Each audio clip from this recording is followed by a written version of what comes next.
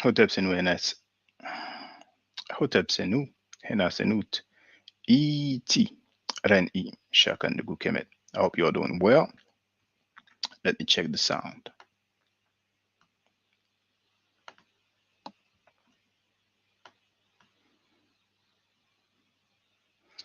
Okay, sounds loud and clear.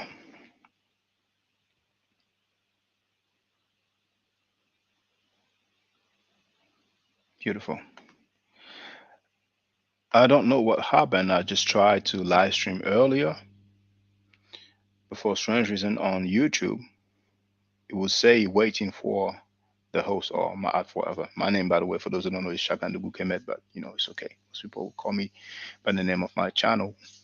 Um, so that's why I deleted the previous live stream and I started this one. But now it's okay. So as usual, I mean, sometimes some things can happen. So the title of this video is Nubian, one of the four races of mankind, erroneously labeled as an Egyptian. In parentheses, Theban Mapping. I wanted to put Theban Mapping Project, which is a website showing plenty of pictures from tombs of Egyptian kings. And I did not have enough space. That's why it only says Theban Mapping. So I want to say, first of all, nice one, Chief X. I did not watch his video. I scroll, I scrolled through it without sound.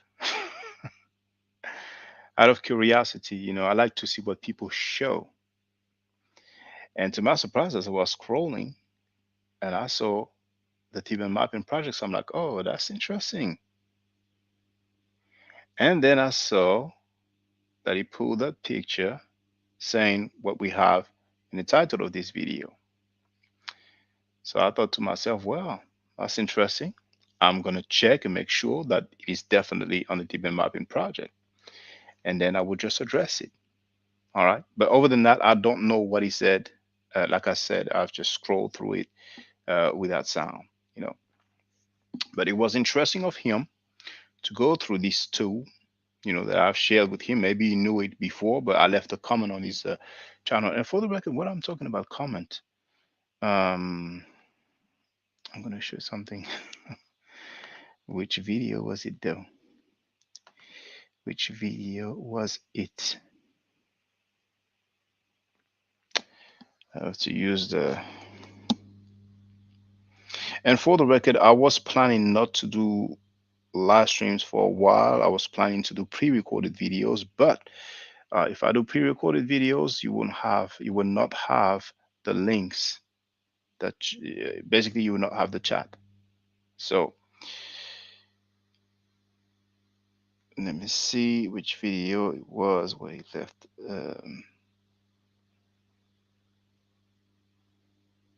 Okay, I think I made a screen print. So which video was it?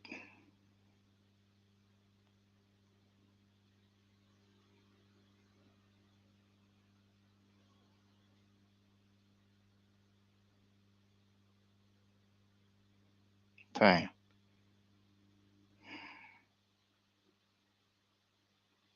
Okay, I will look for it. Shouldn't be long. Comments. Okay, it's that one. Oh no, not this one, not this one.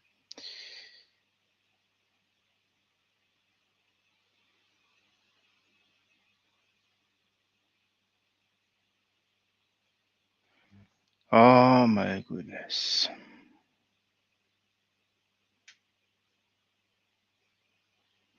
Okay, I will look for it manually. Bear with me.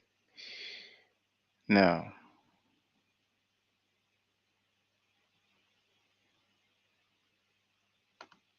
let me try that one.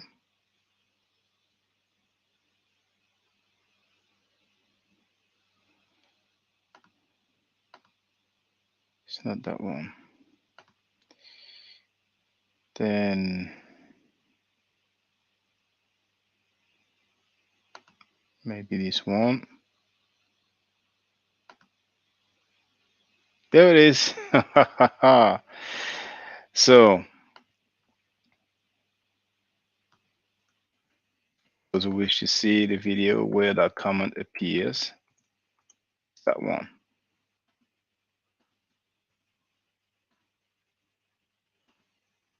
Entitled Transform a Degree in Two Separate Fields with Two Different Names. See, I've shared the link in the chat. Now I'm going to share it and show it to you. There it is.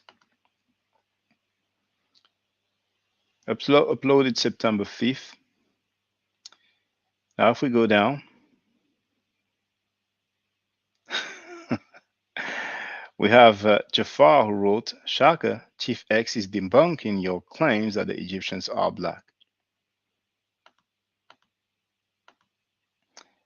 Big wrote, he isn't debunking anything, he is making a laughing stock of himself.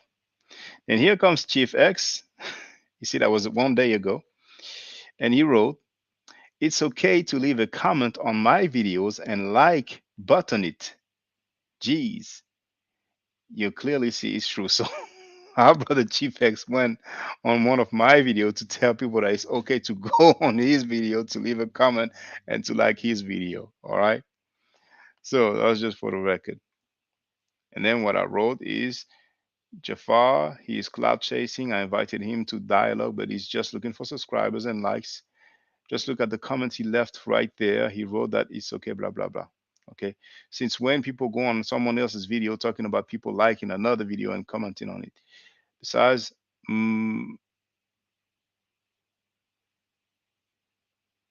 okay, never mind. That's not what I want to deal with anyway. So,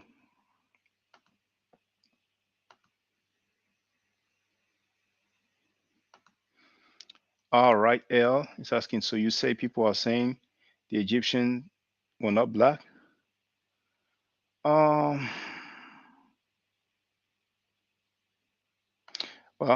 I'm going to do two things.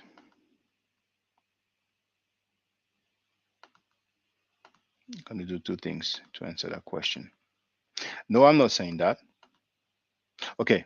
Well, it's not just saying, some people are saying that. So yes, I'm saying that some people are saying the Egyptians were not black. Okay, so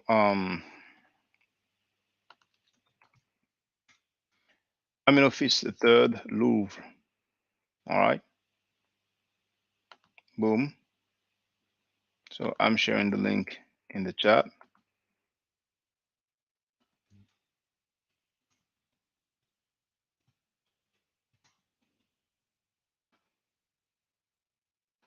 Link shared. So this is a mural painting of Amenhotep III located in the Louvre Museum, Paris, France. This is Tutankhamun's, I'm sorry, this is Akhenaten's father. This is Tutankhamun's grandfather. And I asked Chief X if this is a black person, and we're going to hear his reply. So it's not he said, she said stuff.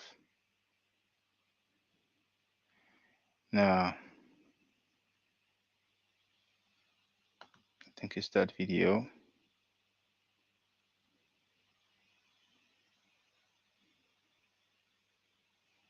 Okay, so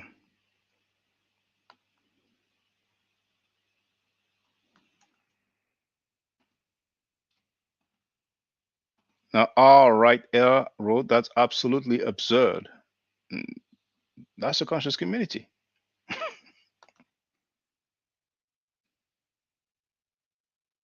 I mean, if he was,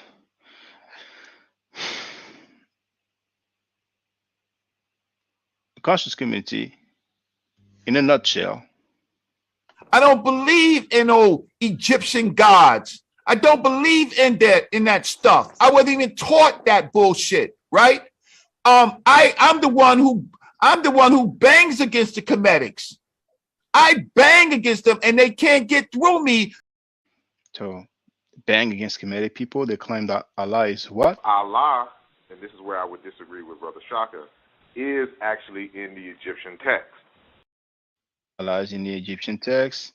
These Hebrews, saying come from and who they are specifically, because based upon my research, these are African people.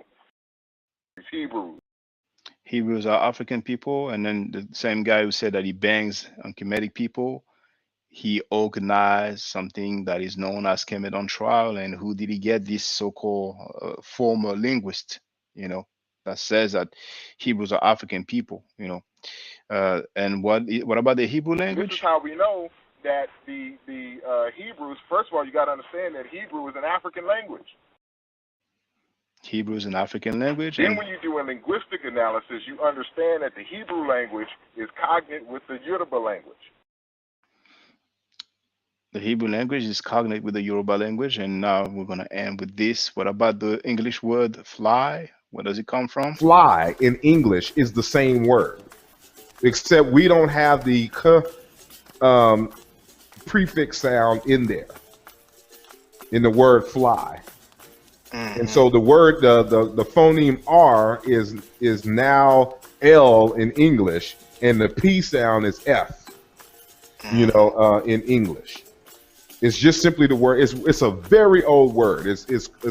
It's all the Indo-European is in every African language.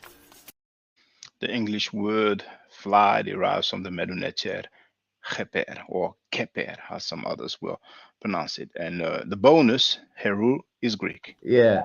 I mean, his pharaoh could have been a Greek, but I don't. Well, I Why tell does you he what, matter? Heru was Greek. Yeah. Really? Yeah, because one of the stories of Heru being conceived is during the Greek time period. And Heru is Greek. And we heard why. So the answer of Chief X, I will play it, comes from that video here. For the ancient Egyptians, Caucasians, Chief X and I can discuss it. I am that I am, Hotep to you as well. So let's look at the answer. So you will see it's not he said, she said stuff.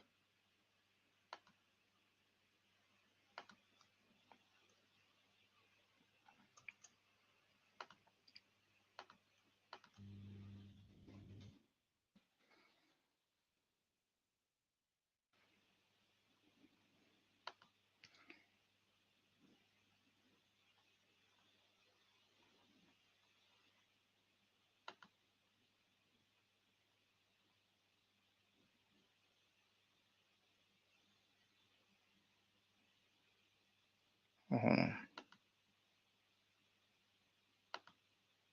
I'm looking for the actual part where it stated that these people were Caucasians.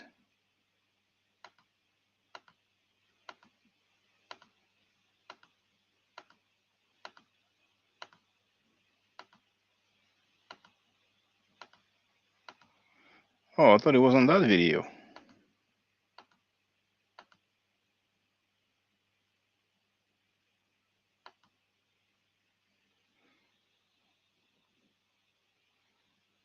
Oh, okay, I know where to find it. Oh, my bad.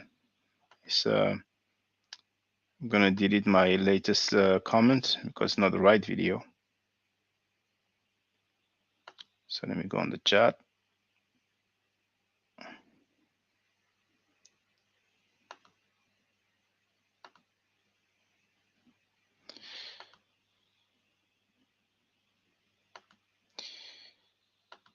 It's gonna be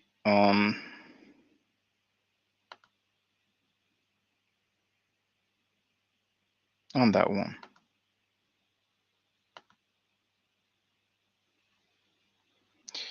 So as usual, I'm gonna share the title and the link in the chat.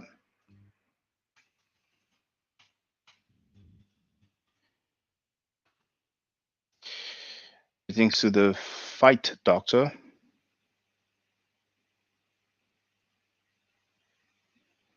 I am that I am wrote. You address all right, L, and said, we are aware that there are false teachers that may look like us, are not one of us, literally. That's what it says. Obviously, there's a typo. A word or two might have been missed. So, the video is entitled FU, Barbarian Regis Poor Methodology. So, you have the link there. So,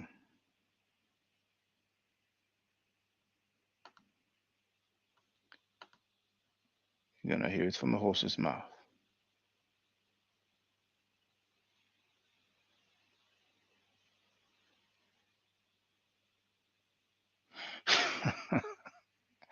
I just realized it's not that video.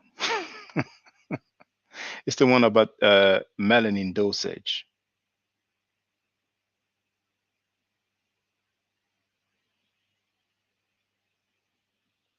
The one about melanin dosage. So I'm removing this one as well.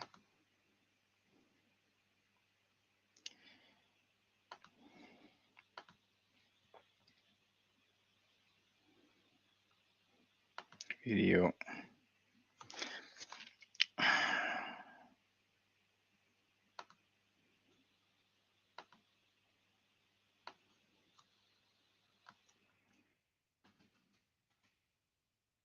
And this time you're gonna hear it from the horse's mouth.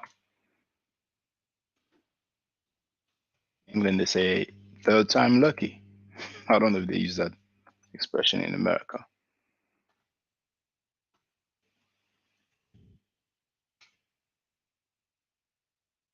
So the title is Reggie is not a Captain Saver HOE, he's an idiot. Parenthesis says the up melanin dosage test. All right. So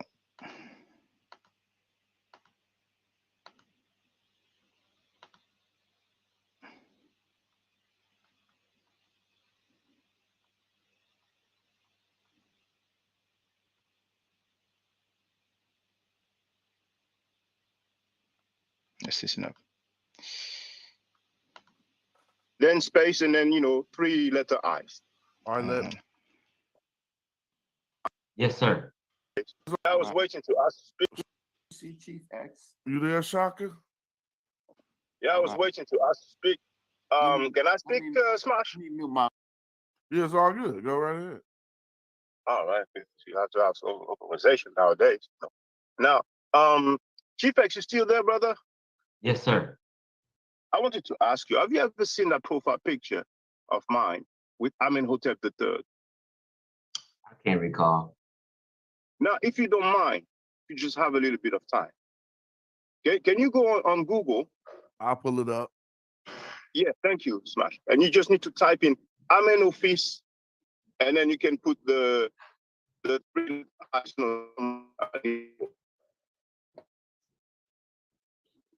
So Amen, then no space, OPHIS, and then space, and then 3-letter I's, capital I's, but it doesn't matter if it's capital or lowercase. Yeah, I pulled it up, but they just took me to the wiki, so I'm looking for that exact photograph that I. Oh, my bad. Oh, my bad. I'm sorry. Type in Louvre first. Louvre. So Louvre space Amenofis Amenopphis, then space, and then 3-letter I's. All right, let me share my screen in case y'all can't see it. All right, y'all should be able to see that now. Yeah, thank you. If you can try to blow it up a little bit. Now, Chief X, you've been saying that the ancient Egyptians are not black. This is 1300 BC, 1300 BC.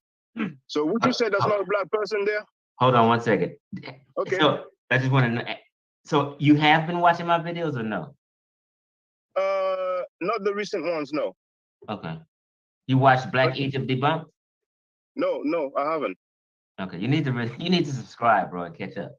Yeah, but I understand. But since we it's the first time we speak, and we're both on the air, what Right. would So you say? I'm trying to figure out how do you know where I stand. That's what I was trying to figure out. But go ahead. What's your Well, question? yeah, like that depiction here of Amenhotep III, which is Akhenaten's father, by the way, Tutankhamun's grandfather. So would you say that's not a black person there? No, it's not. So what would you say he's like? Would you say he's like? I would say, like Reggie always say, they painted a lot of these people with they use red ochre, part of the earth. Mm-hmm. Yeah, but that's not an afro. So Okay, you're thinking that's an afro in some melanated skin. But when you look at some pictures, that the uraeus is on the headdress. Mm-hmm. Well, okay, we have the shape of the nose, the shape of the lips, but to me, that's the red ochre, that's used many times for dark brown, and we have other depictions where they are darker. But since you're saying he's not a black person, what would you say? Would you say he's like Asiatic, like Mediterranean? What would you say he is? I would say he's a Mediterranean African. Oh, Mediterranean African. Okay, yeah. So his ethnic group. Which ethnic group would you give him? Like, because Mediterranean, that's like the region. But what about the ethnic group? Well, I haven't studied him per se and really looked into him, but I do know, if someone was to use a image of an ancient Egyptian to prove that they're black, this is the main one that they always use, right? So it's kind of a another one though. Huh? There's another one of him. Yeah, they are, but this was the main one.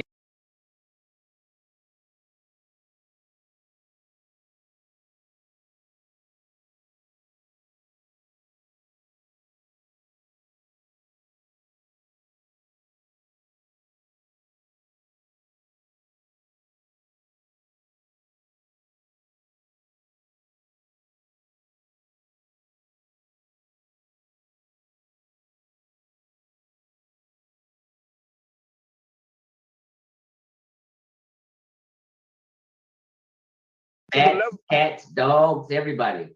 Because the DNA goes against real. It shows on 23andMe. How it's used in the court and magnetically, which there was no black, the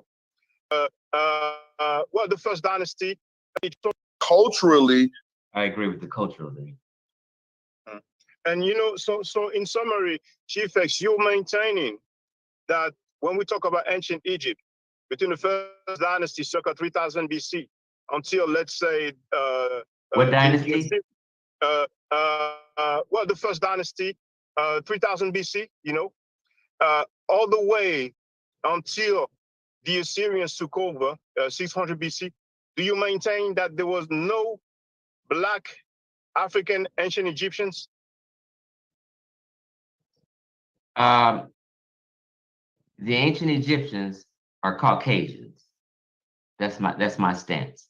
Okay, so from 2000 BC until today, right? Pre-dynastic times up until now. I get it. My stance is the modern day Egyptian is the ancient Egyptian. Okay, thanks a lot for your answer. Hey, brothers, I'm gonna leave y'all. Thank you for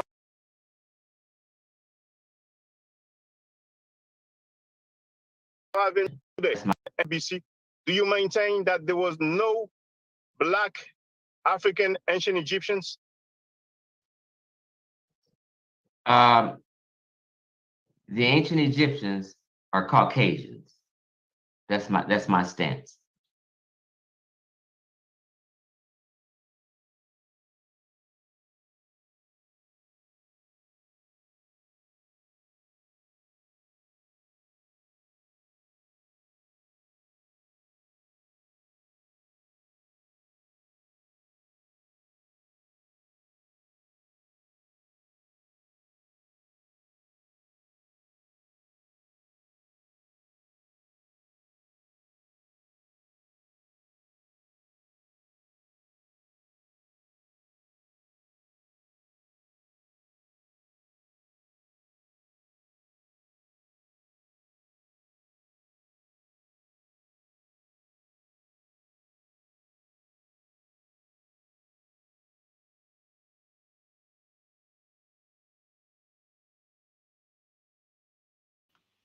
My goodness, my mic was muted.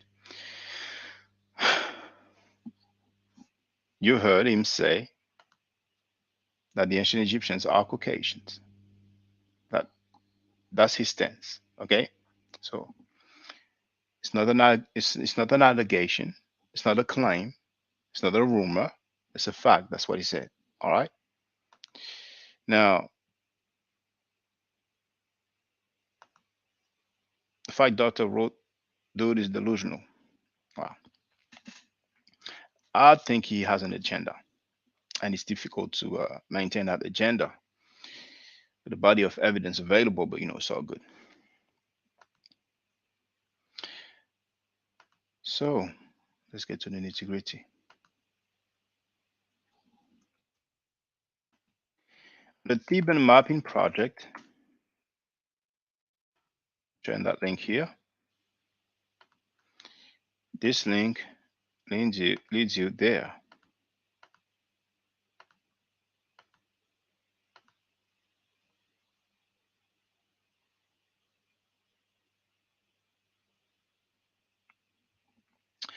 And on this wall, on these walls actually, because you have one wall facing you, then you have a wall, you have a corner there and a corner there.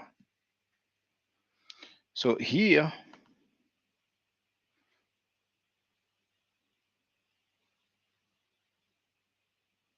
you have that bird. Some people call it the nay bird. Transliteration is an N and a H with a dot underneath, so it's like a H sound. And then here you have the phonetic complement of the wick, which has the phonetic value of a H as well. And when I say here, I mean right there. And here we have a folded cloth, is the phonetic value S. So we have nehes, okay? So some people will say nehesiu, or nehesu for the plural. So that's one term to designate a Nubian, all right? I cannot control the zoom here. Now,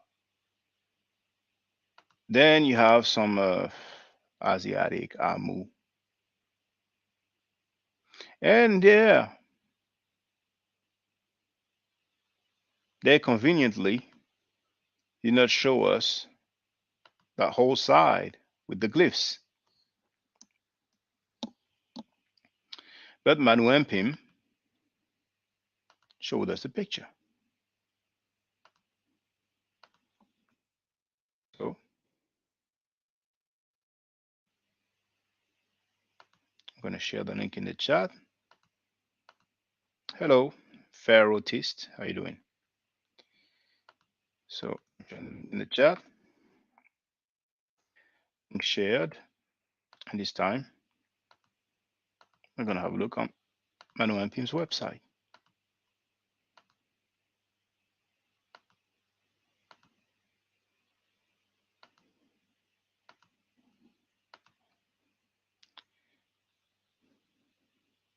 This is the reproduction made by Lepsius.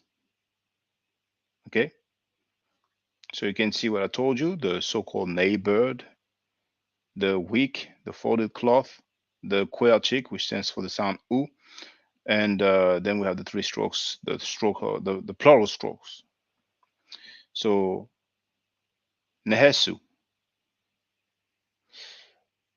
Here we have Amu, and here we have Remech. But that's a reproduction here. So the picture, we just scroll down, there it is. That's a picture.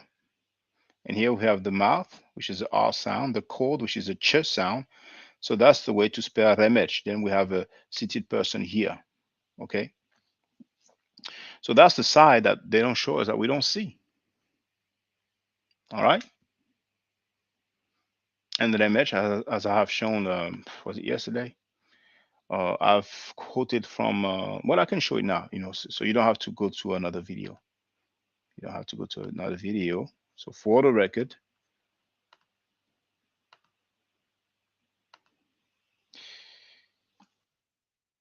I show you.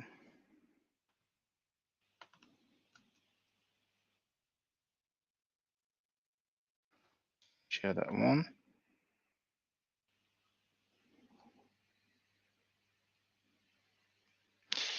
It's loading. It's a bit slow. It's loading. Okay, so we share.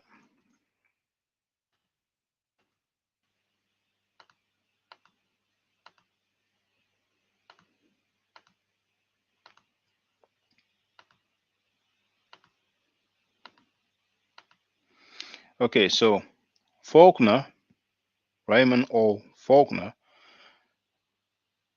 A Concise Dictionary of Middle Egyptian, page 149. We have the word that I match here.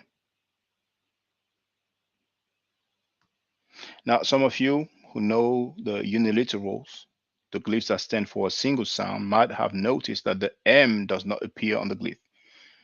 Just take it as an abbreviated form of the term Remesh, okay? And man, you have some reference. Amana, 5:15, plural, men, mankind. Then you have the URK, 4, and so on. And here you have Egyptians. And you have the references where you can find the attestations, okay? Then the book by Claude Upsoma, PhD, in his Hieroglyphic Egyptian, page 48. We have once again Remech. Now the T on the line is the ch sound. Okay, so Remech means people, but the term is used to refer to all men or Egyptians. All right. So I gave you two scholars. Oh, we have 20 people online. So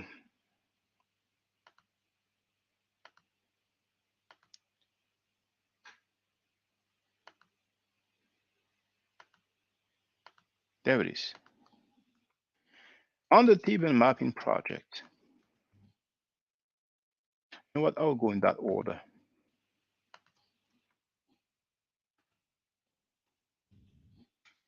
So another link from the Theban Mapping project.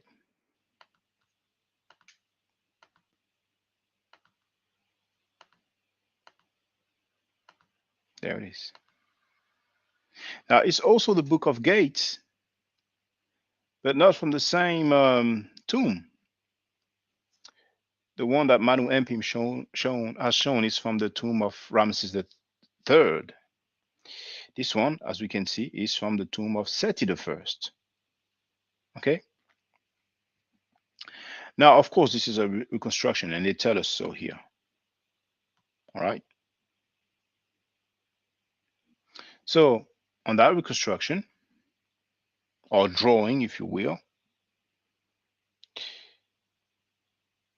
you recognize the mouth, the R sound, the cold, the ch sound. So the M doesn't appear, but that's the word remech. Then we have the seated man, the seated woman, and the strokes of the plural. So it shows people. And what does the description say on the Theban Mapping project? Book of Gates, 4th division, P, 5th hour, H, scene 30. Horus, now you see, falcon-headed individual, that's Heru. But as a matter of fact, here, that's the glyph for Heru or Horus, Her. Horus and 4 Egyptians as one of the 4 races of mankind. Who are the 4 Egyptians? 1, 2, 3, 4. So we see the word Remet written between those individuals, just like in the tomb of Ramesses III. All right. But on the Theban Mapping project,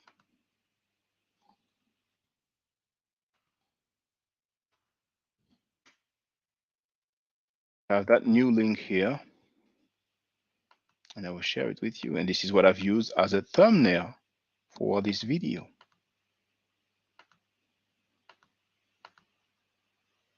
There it is. So what does it say here? Book of Gates, fourth division, P, fifth hour, H. Sounds like the same description. It's the same book but different different tombs. So this one is from the tomb of Ramses the third, and you see they tell us that KV11 Ramses the third. All right, they tell you the pillared chamber F front wall. And what else do they say? Lower register scene 30. Let me double check the other one. Yeah, the other one is the same. The one that I just showed previously, Book of Gates, 4th Division, P, 5th hour, H, scene 30. All right. Horus and 4 Egyptians as one of the 4 races of mankind. But on this one here, it says a Nubian, one of the 4 races of mankind, erroneously labeled as an Egyptian. So, who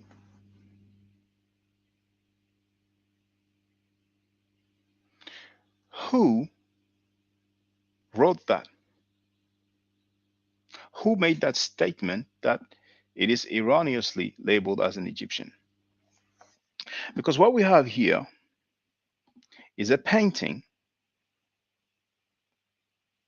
that is inside the tomb of a king, Ramesses III. So we are supposed to believe just because someone said so. We don't even know who said so.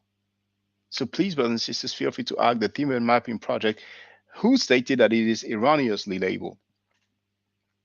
Which scholar, which Egyptologist, which PhD? Was it the webmaster? Was it the photographer? Who made that statement? So far, we know it's on the Theban Mapping Project. Now, when we had the 4 Egyptians with Horus, they didn't say, oh, it's erroneously labeled as Egyptian. It suited them. But it appears that this depiction is too dark, too black. So somebody stated that it is erroneously labeled as an Egyptian. What makes that person say that? What made the person say that? We're led to believe that inside the tomb of a king, someone mislabeled an individual. Mind you,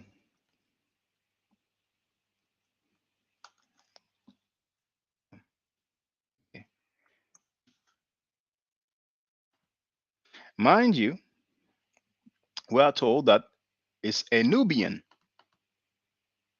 but we have already seen that we have several individuals. We have at least 3, probably 4. So is it that one only that is mislabeled, or is it all 3 or 4 of them? Erroneously labeled as an Egyptian. So are all of them mislabeled? Are we supposed to believe that inside the tomb of a king, someone mislabeled some individuals and nobody noticed? Somebody's going to paint inside the tomb of a king. Maybe the king was too busy, so he did not go and inspect and have a look. We can presume that maybe the king didn't know how to read, so he will see the picture, but he cannot read the glyph. He doesn't understand what it means. But wouldn't we have like the Chati or somebody else, one of the noble, one of the Semerwati or Semerwatiya? Wouldn't we presume that somebody would just check the work after it's finished, after they finish painting, and have a look? Or are we led to believe that all the people who had a look at the tomb of Ramses III were illiterate? They couldn't read the Medu Neter. So they couldn't notice the mistake and ask that it is changed. Could have easily been corrected. So how does whoever that person is come to the conclusion that he's erroneously labeled as an Egyptian, but he is actually a Nubian.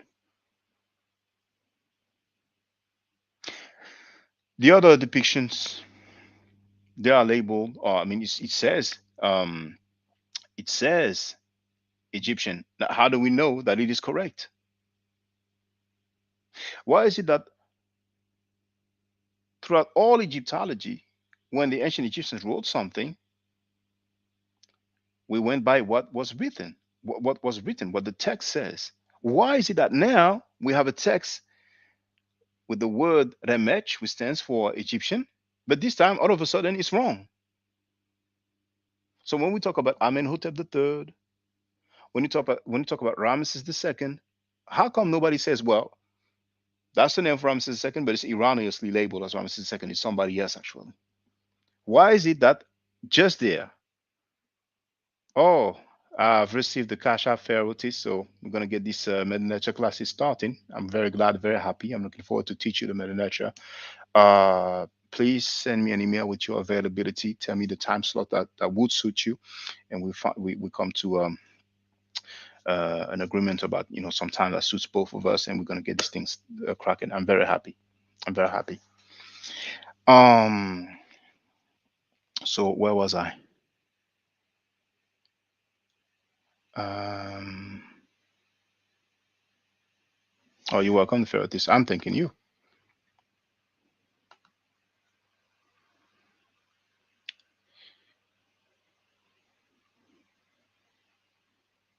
Now, what's interesting here, Giant Curve is saying, attention, look at SETI.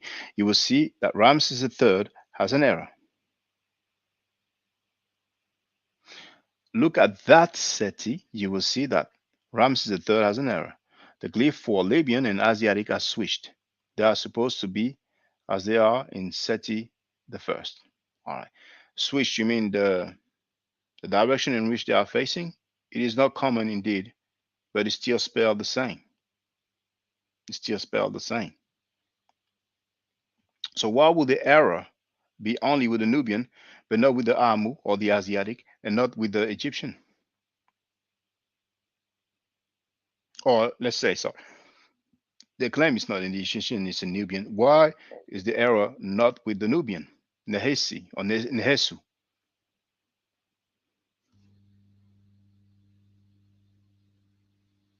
So he also wrote, they are all mislabeled. Okay, so now, but I don't know who Giant Curve is. Really, I'm interested in somebody that's not anonymous and unidentified, you know, because the Theban mapping project says that this guy is erroneously labeled as an Egyptian. But if this guy is erroneously labeled as an Egyptian, it means that the others who are besides him, the other two or the other three, I think there's four, but are also mislabeled. Because remember, and I'm going to show you again, Manuempim.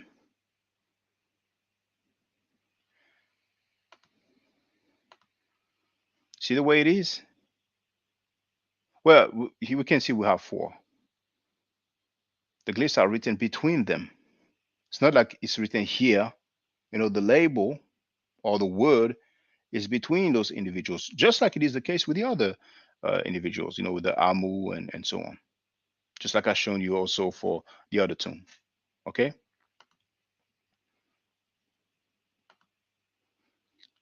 So let me put the other stuff back on. Yes. So Giant Curve says that they are all mislabeled. Look at the Libyan and Asiatic at Ramesses III. Their glyphs do not match the SETI, the first glyphs. They are switched in error. Well, once again, the glyphs do not face, and I've noted that the last time, they do not face they're not written in the common order, So that's what it means when he says that they are switched. But it still spells those words. So if they are all mislabeled, then which one is the Nubian, which one is the Egyptian? Now, Pharaohtis wrote, Shaka Chief X video stated that Nubians were only slaves and enslaved to the Egyptians. Didn't Ramses the didn't Ramses the second marry a Nubian lady? So did he marry a slave? Giant curve, you don't need to put all caps, you know. No, they are the wrong glyphs. The Libyan at Ramses the first is no. Now we're talking about Ramses the first. Probably you mean Seti the first. You know, is marked with the Asiatic glyph, and the glyph for the Asiatic is marked with the Libyan glyph. Look at Seti the first for the correct ones. You cannot say this tomb has the correct glyphs and Ramses the third's glyph are incorrect. You know, you cannot just make that statement. You know, and he's saying I'm not talking about how they are faced. All right, it would be better if you come on the platform. But there's one thing that I wanted to add. I don't want to lose my thought. Oh yes, here it is.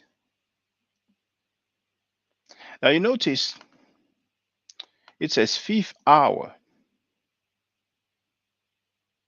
fourth division. We have a text. And here's another picture, the Theban Mapping project. Shared. And now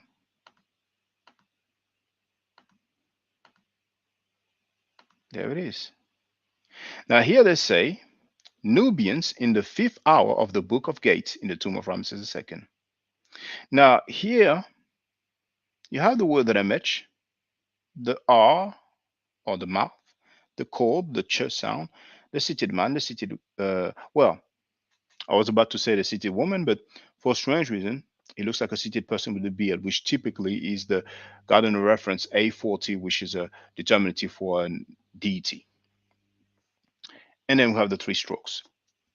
So that gives us the word remech, which means that in the text we have a mention of remech. And understand, remember, remech is used to designate an Egyptian, you know. So could the Theban Mapping project give us the full text so we can go through the text? We have 25 people online now. Now, maybe the text is available because besides the labeling between those individuals, the text probably tell us, you know, Egyptians, the Nubians, the Asiatics, so and so. So that will be interesting. We will get a greater insight. I think for whatever reason, somebody considered that the individuals are too dark, that they resemble the Egyptians too much. So somebody decided to say that there's a there's an erroneous label. So it's one of the rare times where the writings of the ancient Egyptians themselves is put in question. Now, what if I read the Bible, the Septuagint, or Codex Vaticanus, and there's something that doesn't suit my agenda or my worldview, and I say, well, actually, here, that's a mislabel. It's erroneously labeled. It doesn't mean that. Would that hold weight? I didn't have a conversation with those people who wrote the text. Just like whoever made that label that is erroneously, I mean, that description that says that it is erroneously labeled as an Egyptian, but it's actually a Nubian, he didn't have a discussion with the ancient Egyptians. So what makes him say that? What if I go through some Aramaic text of the Bible and I say, well, actually, this word or this sentence um, is an error, just for the sake of it? Would that hold any weight? Can some Egyptologists enlighten me? There are probably some Egyptologists in this planet, on this planet Earth. Maybe some of them agree that it is a mislabel. Now, giant curve. Now we have Nyame Ubuntu wrote right, Chaka. Lol. Uh, I like that, but he's not going to do that. He would have done it. The fight doctor said, giant curve, click the link and set the record straight. And for those who don't know what the link is, it's the link to get on the panel. Link to get on the panel. You must show your face, otherwise just use the chat.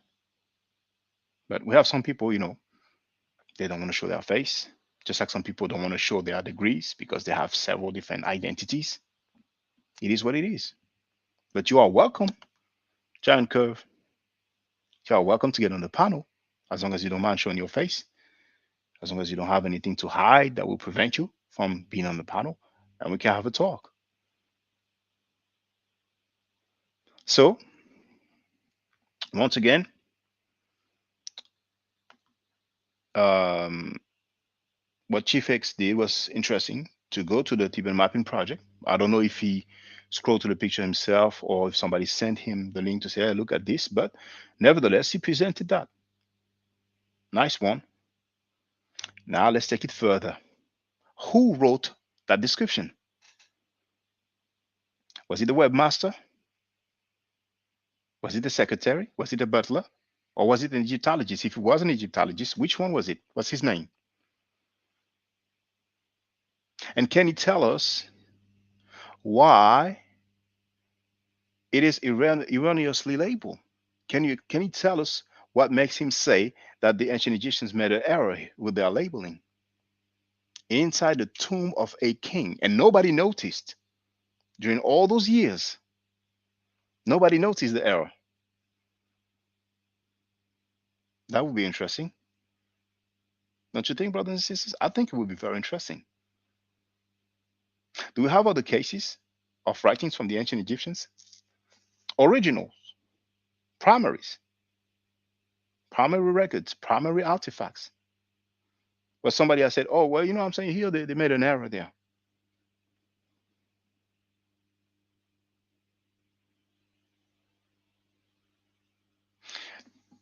Do we have translations of the Book of Gates? It's going to be a note. I might look for some translation. And we're going to read what it says. And then maybe some people will dispute the translation, and then eventually we might end up going through the text directly.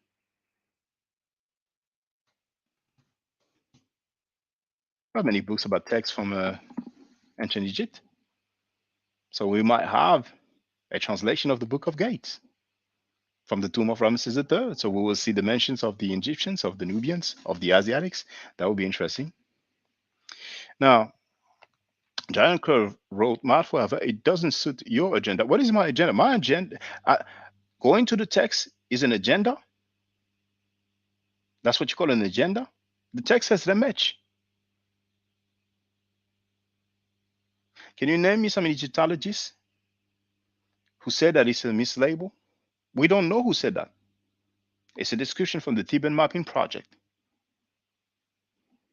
So, yes, all the figures are mislabeled, and you refuse to look into the Libyan and Asiatic glyphs. They are wrong. So, okay, Giant Curve is telling us all, all the figures are mislabeled. All right, fine. So if they are all mislabeled, Giant Curve, why did they say that the Nubian was mislabeled and not the other ones? There's a problem here, don't you think? Don't you think? I mean, you're taking it further than them. Whoever wrote that description said, okay, you know what? It is what it is, by any means necessary. Nubian mislabeled as an Egyptian. But you, Giant Curve, they're all wrong, all mislabeled. You're taking it up a notch.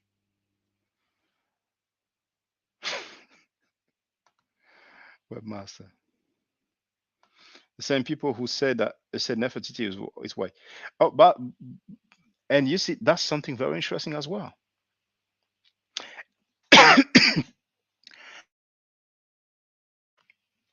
we have a bust in Germany. Egypt has been trying to get it back, and that bust has been presented as Nefertiti, a depiction of Nefertiti, a statue of Nefertiti, one of the most beautiful women in the world. It's anonymous. Her name is not there. So how do they know it's Nefertiti? What makes them say it's Nefertiti? We have plenty of depictions of Nefertiti, Neferet Iti. There are plenty of depictions of Nefertiti. I have shown a few.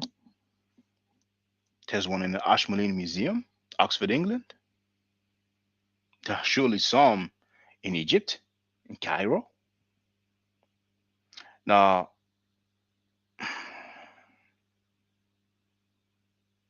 in the Louvre, we might have her on that artifact with Akhenaten and his name, but I have shown a few. Anybody can go on my channel, and if they know how to search within a channel, then they will see. Oh, you know what? Hey, I can show you better than I can tell. So this is what we're gonna do.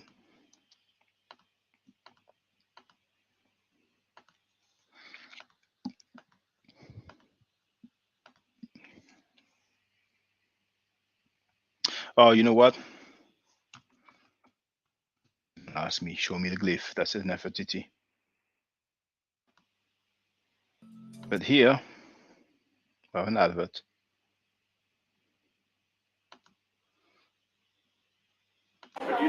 Ashmolean Museum, Oxford, England. Now you're looking at Nefertiti, Neferet E-T. This is the clearest depiction that I have ever seen of her. And I will show you the reference in a minute. So,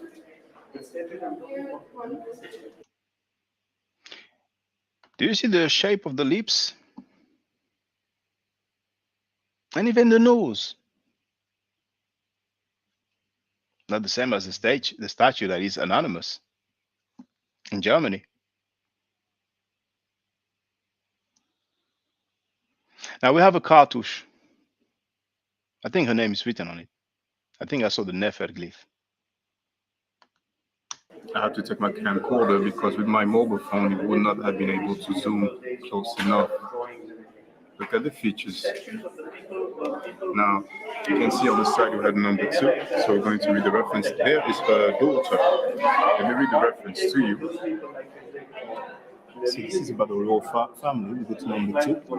Fragment of a limestone column depicting Queen Nefertiti offering a bouquet to the Aten. Following behind is Princess Meritaten shaking a sistrum, a musical rattle. Great Palace, Tel El Armana. And then given by Martin Kennard, and I don't know, but I'm thinking that maybe what follows is the reference AN 1893.1-41 in bracket 71. So here it is. Here is Nefertiti.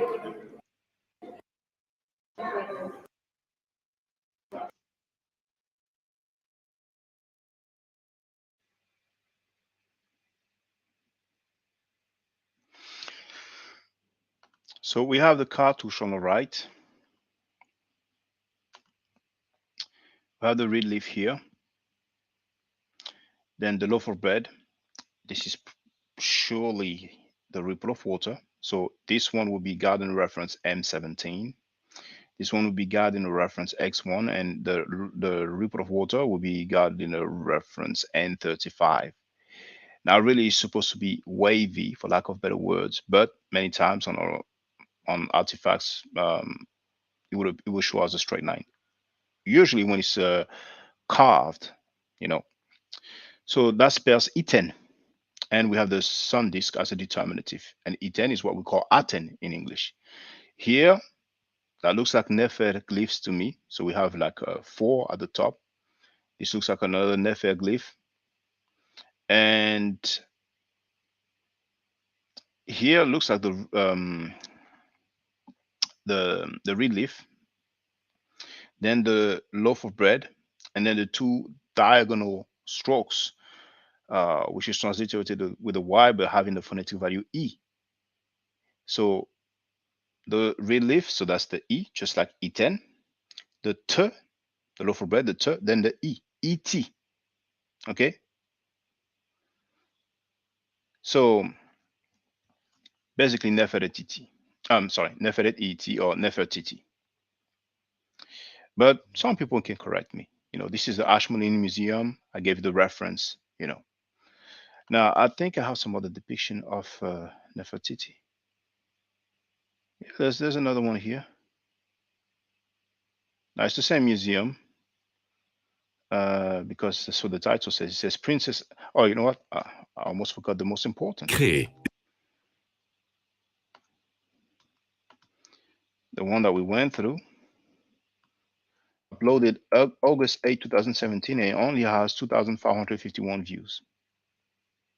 For strange reason, that depiction of Nefertiti are popping, are buzzing. It's not viral. So the video is called Nefertiti. Look at her. Oh, Apep, I'm glad you're here. I'm going to read this comment later on, but the video that we just seen is entitled Nefertiti. Look at her real face, and then you have the link. All right. Now the other one.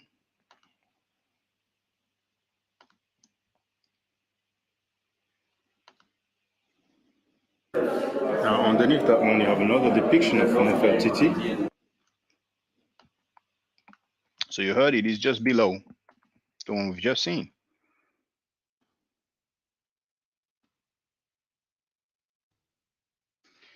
Share the link in the chat.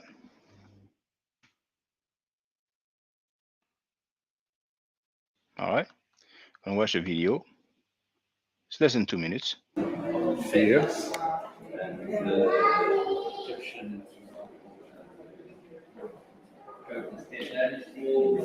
And I will show you the reference. Number 5. If we go there, it tells us. Okay. Now I'm very eager to read those statements, those comments. So, hold on. There's one statement by Apep. I want to make sure I read it before it gets deleted.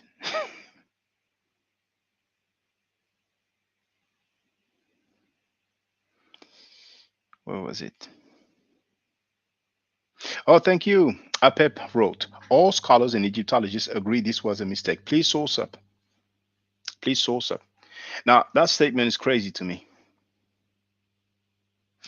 He wrote that all scholars and Egyptologists agree this was a mistake. All of them. How can you make a statement like that?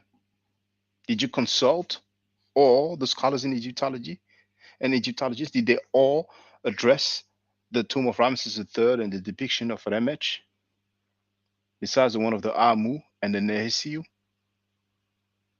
or Nehesu? That statement alone is weird. But just source up. I'm going to go through the comments and see what source you're going to give us. I don't know why you guys take it up a notch like that. Because Giant Curve said that all the glyphs are wrong. All the glyphs are mislabeled. Or anyway, this is what he wrote. Yes, all the figures are mislabeled. All the figures are mislabeled. Can you tell us what the proper label is? Can you tell us what the proper labels should be? If you don't mind. If you're saying they are mislabeled, then you must know what the proper labels should be, right? Is that logical? I didn't study computer science, so maybe I'm lacking logic. So Apep wrote, yes, we are Caucasoid people. Now, when you say we are you Egyptian? Now, we see your picture, and yes, you do look Caucasian to me. I have a problem with that. This was an anomaly. Okay, an anomaly. Anomaly. All right. I'm not trying to be funny, but it's not the first time I see you writing it like that.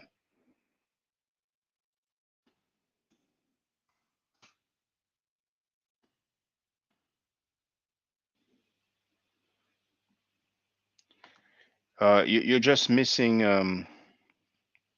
a before the L. I'm gonna source up Webster. Anomaly. See, you missed that A there. All right. Well, actually, if you are Egyptian, uh, Harib, right? Harib, odd, strange. Tasharafna. But I don't know if you are Egyptian. You'll probably tell us. What else did he write? Why would Egyptians be in Nubian clothing slash color? So now there we go. Apep. Let me show you what Apep wrote. I'm going to finish with this comment and then I'm going to read what he wrote. We always made distinctions. Once again, he wrote we.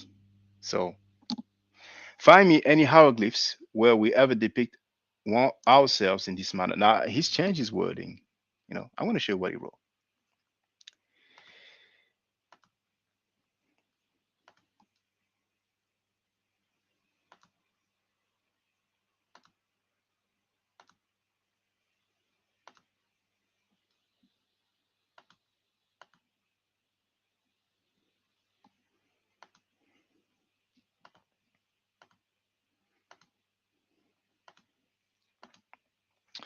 So it's the link that I've shared previously, but I'm going to share it again because I've shared many links.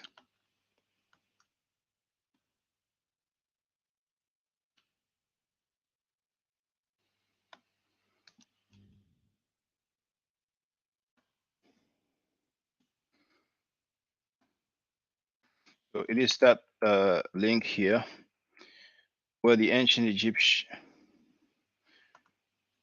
Egyptians, Caucasians, Chiefs, and I can discuss it. Okay. There's been many comments in the meantime, so I'm going to try to be brief.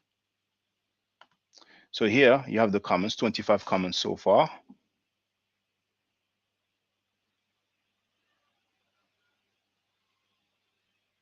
There it is. That was the first comment that I got from Chief X. Now, Apep wrote that we are so pseudo, it's hilarious. I mean, instead of the E should be an A, but I'm not trying to be funny. English is not your mother tongue, so it is okay. We understand what you're trying to say. Pseudo was spelled correctly. Now, Chief X wrote lol, no response. Lol. Don't really understand the meaning of that, but that's when I realized, okay, the guy's just looking for clout. It's all good. So here you see 20 hours ago, but he edited the message though. So I don't know if this is exactly what I read. But Apep, which by the way, you had some Hyksos king with the name Apep. You know, the figures in A and C were both Nubians. There was a mislabeling. Tell me when Egyptians depicted themselves that jet black color and leopard print garb. In everyday life, Egyptians never depicted themselves jet black, only when it meant death or fertility, a ceremonial meaning. You guys are so pseudo. And I told him, you're saying that the ancient Egyptians wrote the wrong word all across several men. You must realize that you are the one being pseudo with that claim. You're now trying to invalidate what was written inside the tomb of a king as if nobody would have noticed during the lifetime of Ramesses III. Then later on,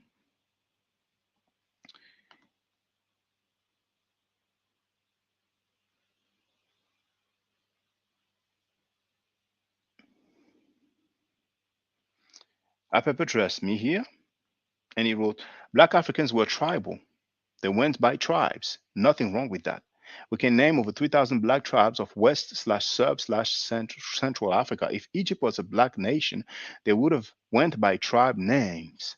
So this should be easy. Name me the black founding tribe/tribes who started Egypt. I mean, that question is just so funny, man. If Egyptians were genocided, it be, I guess he meant to write, it will be, it be documented since, he wrote since, but it's okay, since genocide is such a huge thing.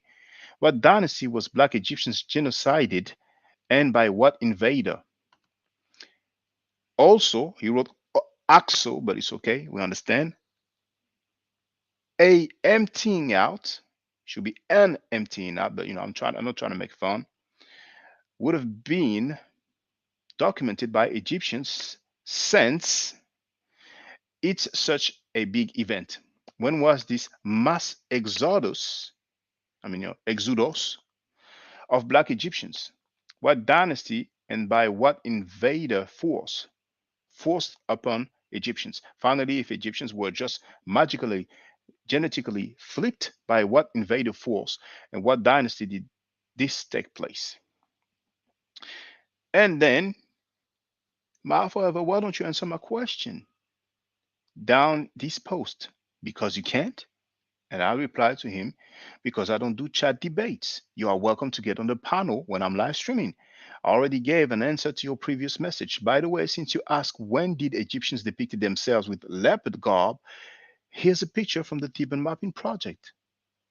Let's look at the picture. I'm sharing the link to the Theban Mapping project. Oh, Brother Pan-African James, how you doing? Peace, brother. Can you hear me?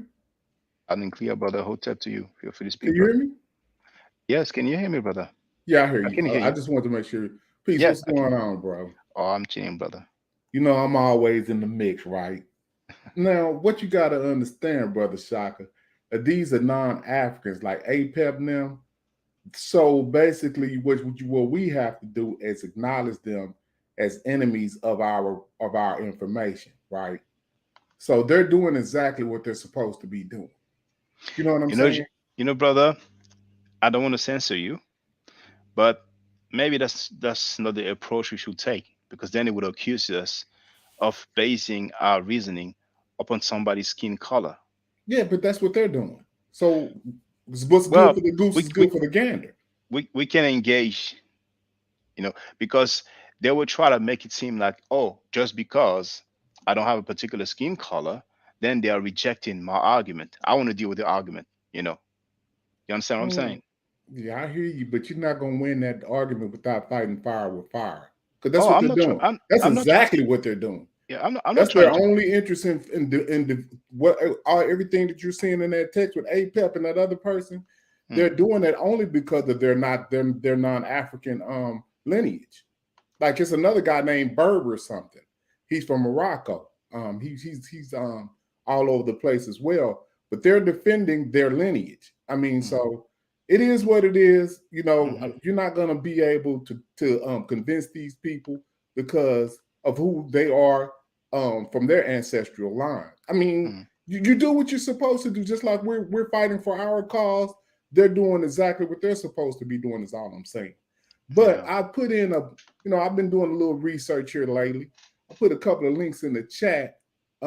If you want to look at the link of Thutmose III and his invasion of Kemet, I'd like for you to pull that link up, right?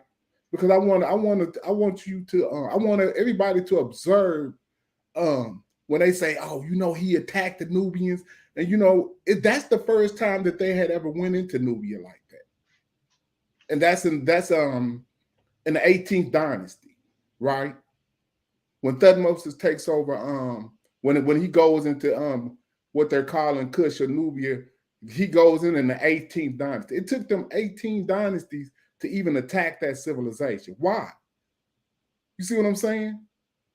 And then when you look at his military campaigns, if you look at all of Thutmose's military campaigns, look at the text of how extensive his campaigns is everywhere else. And then they tell you in his last campaign, was the Nubian campaign, and he didn't even go as far into Nubia or extensively as he. With other. See, I want you, if you could, Shaka, pull that up. I got the link off in the chat. Well, it's gonna take time to go through the text. No, it's not. What I'm saying is, I just want you to just, it's just a quick observation of all of how extensive his campaigns were with other people, and then look at how minimal, how minimal the information is on the campaign of Kush. That's what I'm saying. Okay, when you said the text, I thought you meant the glyphs. No. I'm actually talking about a Wikipedia link. Matter of fact, I'll put it in the back chat for you. There'll be a lot. Yeah. Simpler. Okay. Send it to me, please. Yes, And what I just want to finish with that here. So here you see the guy with the leopard skin here. Mm-hmm. Now I'll share the link in the chat. And what does it say? KV17. So it's the King Valley, number 17, the tomb of Seti the First. All right, but that's not something exclusive. I mean, we have some. Oh, did it change? Did the picture change here? There's so many depictions, and I told the APEP guy. Yeah, I've received a message. What about Ramesses on the chariot running over the Nubians? What about that relief? And it's also showing Nubians in a lighter. Showing the Nubians in a lighter, in a more Egyptianized style, like, along with the dark skin. So they're just not depicting them as dark. You know what I'm saying? They depict them with the same pigmentation as they do the Egyptians. Which part do you want me to read? Because okay, go down to where it shows his military campaigns. All right.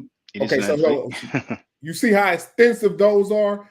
Yeah. See, when you start the military campaign section, see how extensive they're talking about all of everything he did. Now go down to Nubian and see how extensive that is. Keep going down. Keep going. Keep going. We have two. Now stop. One you paragraph. Where it says Nubian campaign? Yes. Look at the information in the Nubian campaign. Look how minimal that is. And read that. It says Thutmose's last campaign was waged in his 50th regnal year. He attacked Nubia, but only went so far as the fourth cataract of the Nile, although no king of Egypt had ever penetrated so far with an army. Previous kings' campaigns had spread Egyptian culture that far already, and the earliest Egyptian document found at Gebel Barkar dates from 3 years before Thutmose's campaign. Right. But see, that's all they have on the Nubian campaign. Go start scrolling up and look in comparison. You see how that ain't nothing but 2 lines on the. So you're going too far. The Nubian campaign is the last one. Yeah, that's the one there. That's 2 lines. Now look at all of the rest of his campaigns and look at what they say. See how extensive they are? Yeah, that's Syria here. That's Mitanni here. See, that's Syria here. Yes. See, but when you get down to Nubia, Canaan and Syria. It's minimal information. See, you don't find that strange? Well, but the things that some people are trying to focus on some alleged difference in terms of ethnicity, because there would have been a conflict, and there was some conflict indeed. Once again, I have to repeat it. One letter was intercepted when some Asiatics sent a letter to some Nubians to propose to attack Egypt. And from what I read also recently, there was some boundary, and a stela was erected and told people, okay, you should not cross that boundary. And some Nubians crossed the boundary, so there were some repercussions. But regarding what you said earlier, Brother Pan-African James, I'm not trying to convince them, but I'm trying to show tools and arguments to our people and anybody that want to deal with the fact, with the records, with the data, because we usually have stuff like that. Like, for example, what the guy wrote, APEP, he talked about genocided people. Where is that? And this, sometimes the arguments that they have are the same. I heard this argument in French. Actually, it's a French dude who's making fun of Black people who claim that the ancient Egyptians were Black. So since he was doing that, I was like, and he's not anonymous and unidentified. We see his face, he has the account. So I was like, okay, I'm going to address it. I tagged him on TikTok. I used this background and I said, okay, can you tell me what does he look like? And I told him, and then we can talk about Champollion describing the ancient Egyptians as black, and we can talk about Herodotus describing the ancient Egyptians as black. And I address a video of him when he quoted somebody that wrote, who were invaded, like, you know, the Africans, the black African ancient Egyptians were invaded, and they left, they fled. And that dude said, well, where's the documentation for that? So I told him, so you mean to tell me that we should expect some documentation that says, well, we are being invaded, so we are fleeing? Or maybe he expects the people who invade, you know, to say, we are invading this place, we're taking over this MF, you know? So yeah, that's what I would say so far. I mean, you know, they come with so many, but what's interesting though is that we have one guy who said that all the labeling was wrong, and we have Apep who said, I'm going to put it up again.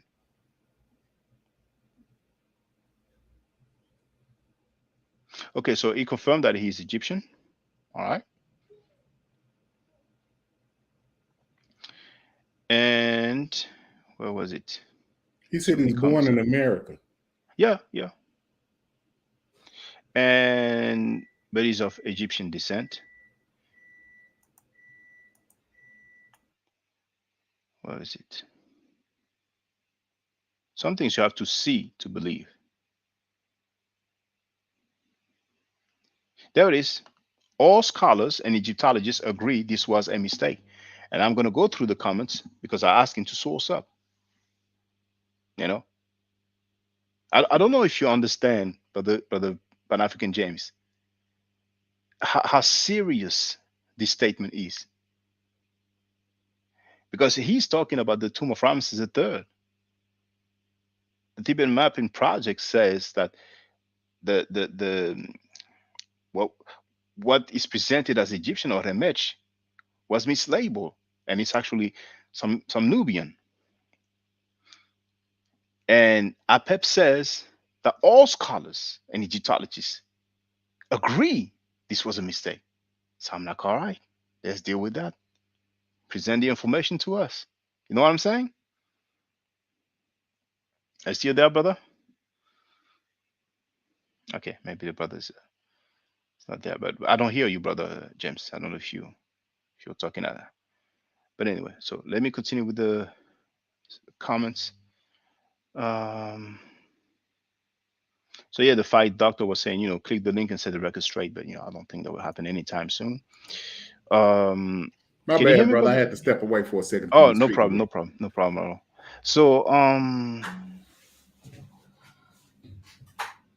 oh yeah. Good statement. Good statement. Good statement here.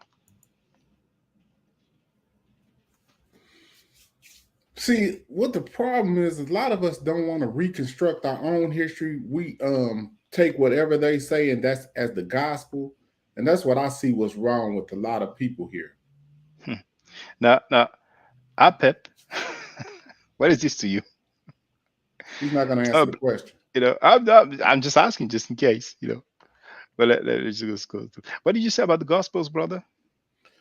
Well, what I'm saying is they take European or non-African information as the gospel in regards to all history. Anytime, you know, because anytime that we get into the conversation and put our own thoughts as to and once we examine the information that's available and we start reconstructing it on our own way, they have a problem with that. You know, now I expect non-Africans to have a problem with it because we're taking something from them that they always have been indoctrinated to think that it was theirs. You know what I'm saying? Like when you look at the 10 Commandments, you'll see Hugh Brenner and, you know, all of these European actors as Seti I and Ramesses. So they really believe that it's a non-African civilization. They've been indoctrinated with that. But you know, when you're saying our own way, how about dealing with it scientifically? They're not going to listen to that. Well, if they don't want to listen, it's fine. But we can present the argument.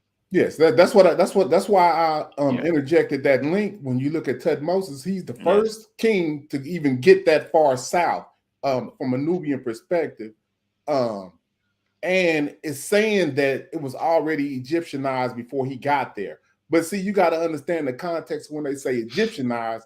They're saying that they had already adopted the culture. But I think that that culture was there in that particular area from the inception. I don't think that when they say that they Egyptianized it, I don't take Europeans at face value when they say that it was Egyptianized or they taught them how to write. I don't believe all that. I don't believe that they taught them how to write. I think that that's Europeans interjecting something to make it seem that way. Well, we Because should because consult the the text. civilization, the nucleus of the civilization is Nubia A group, Nubia B group, and then they quit using Nubia for a minute and they start using Egyptian. So if it's Nubia A group and Nubia B group before Norma, then why is it not Nubia C, D, E, F, and G? You know what I'm saying? There might be a need for a new symposium, but I don't think they would do that because they realize they made a big mistake. Because Diop and Theophile Benga, they really put that work in. And there's this guy. Welcome to you, Elder James Powell. Um, there's this guy. What was his username again? And that was on Chief X. Um, he actually gave Styliani, Styliani. He wrote, Diop got laughed out at the UNESCO presentation he did. So please give me the documentation, the reference. I never heard of Diop being laughed at any presentation he did.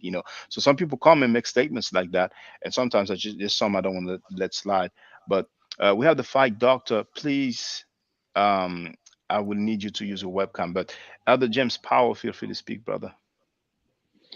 Uh, Good evening, gentlemen.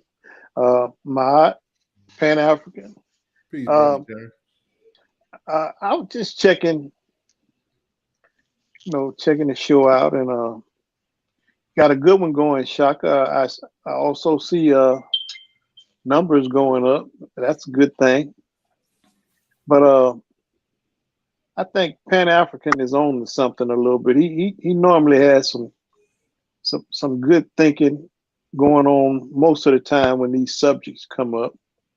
Uh, I think a lot of them don't want to deal with him, and the ones that do have to really pay attention to what he's talking about. Not saying he's always right, but he makes you think, and that's a good thing, because I think also what you're talking about here right now is in figuring out all of this history and what went on with our ancestors. Of course, everything is not going to be, like you were saying, written out to the T. Like, yeah, well, we got defeated, and this is the way they did it, and we we ran off and we left. We just had to flee. It's not being done like that. Of course, you have to. I feel like some common sense.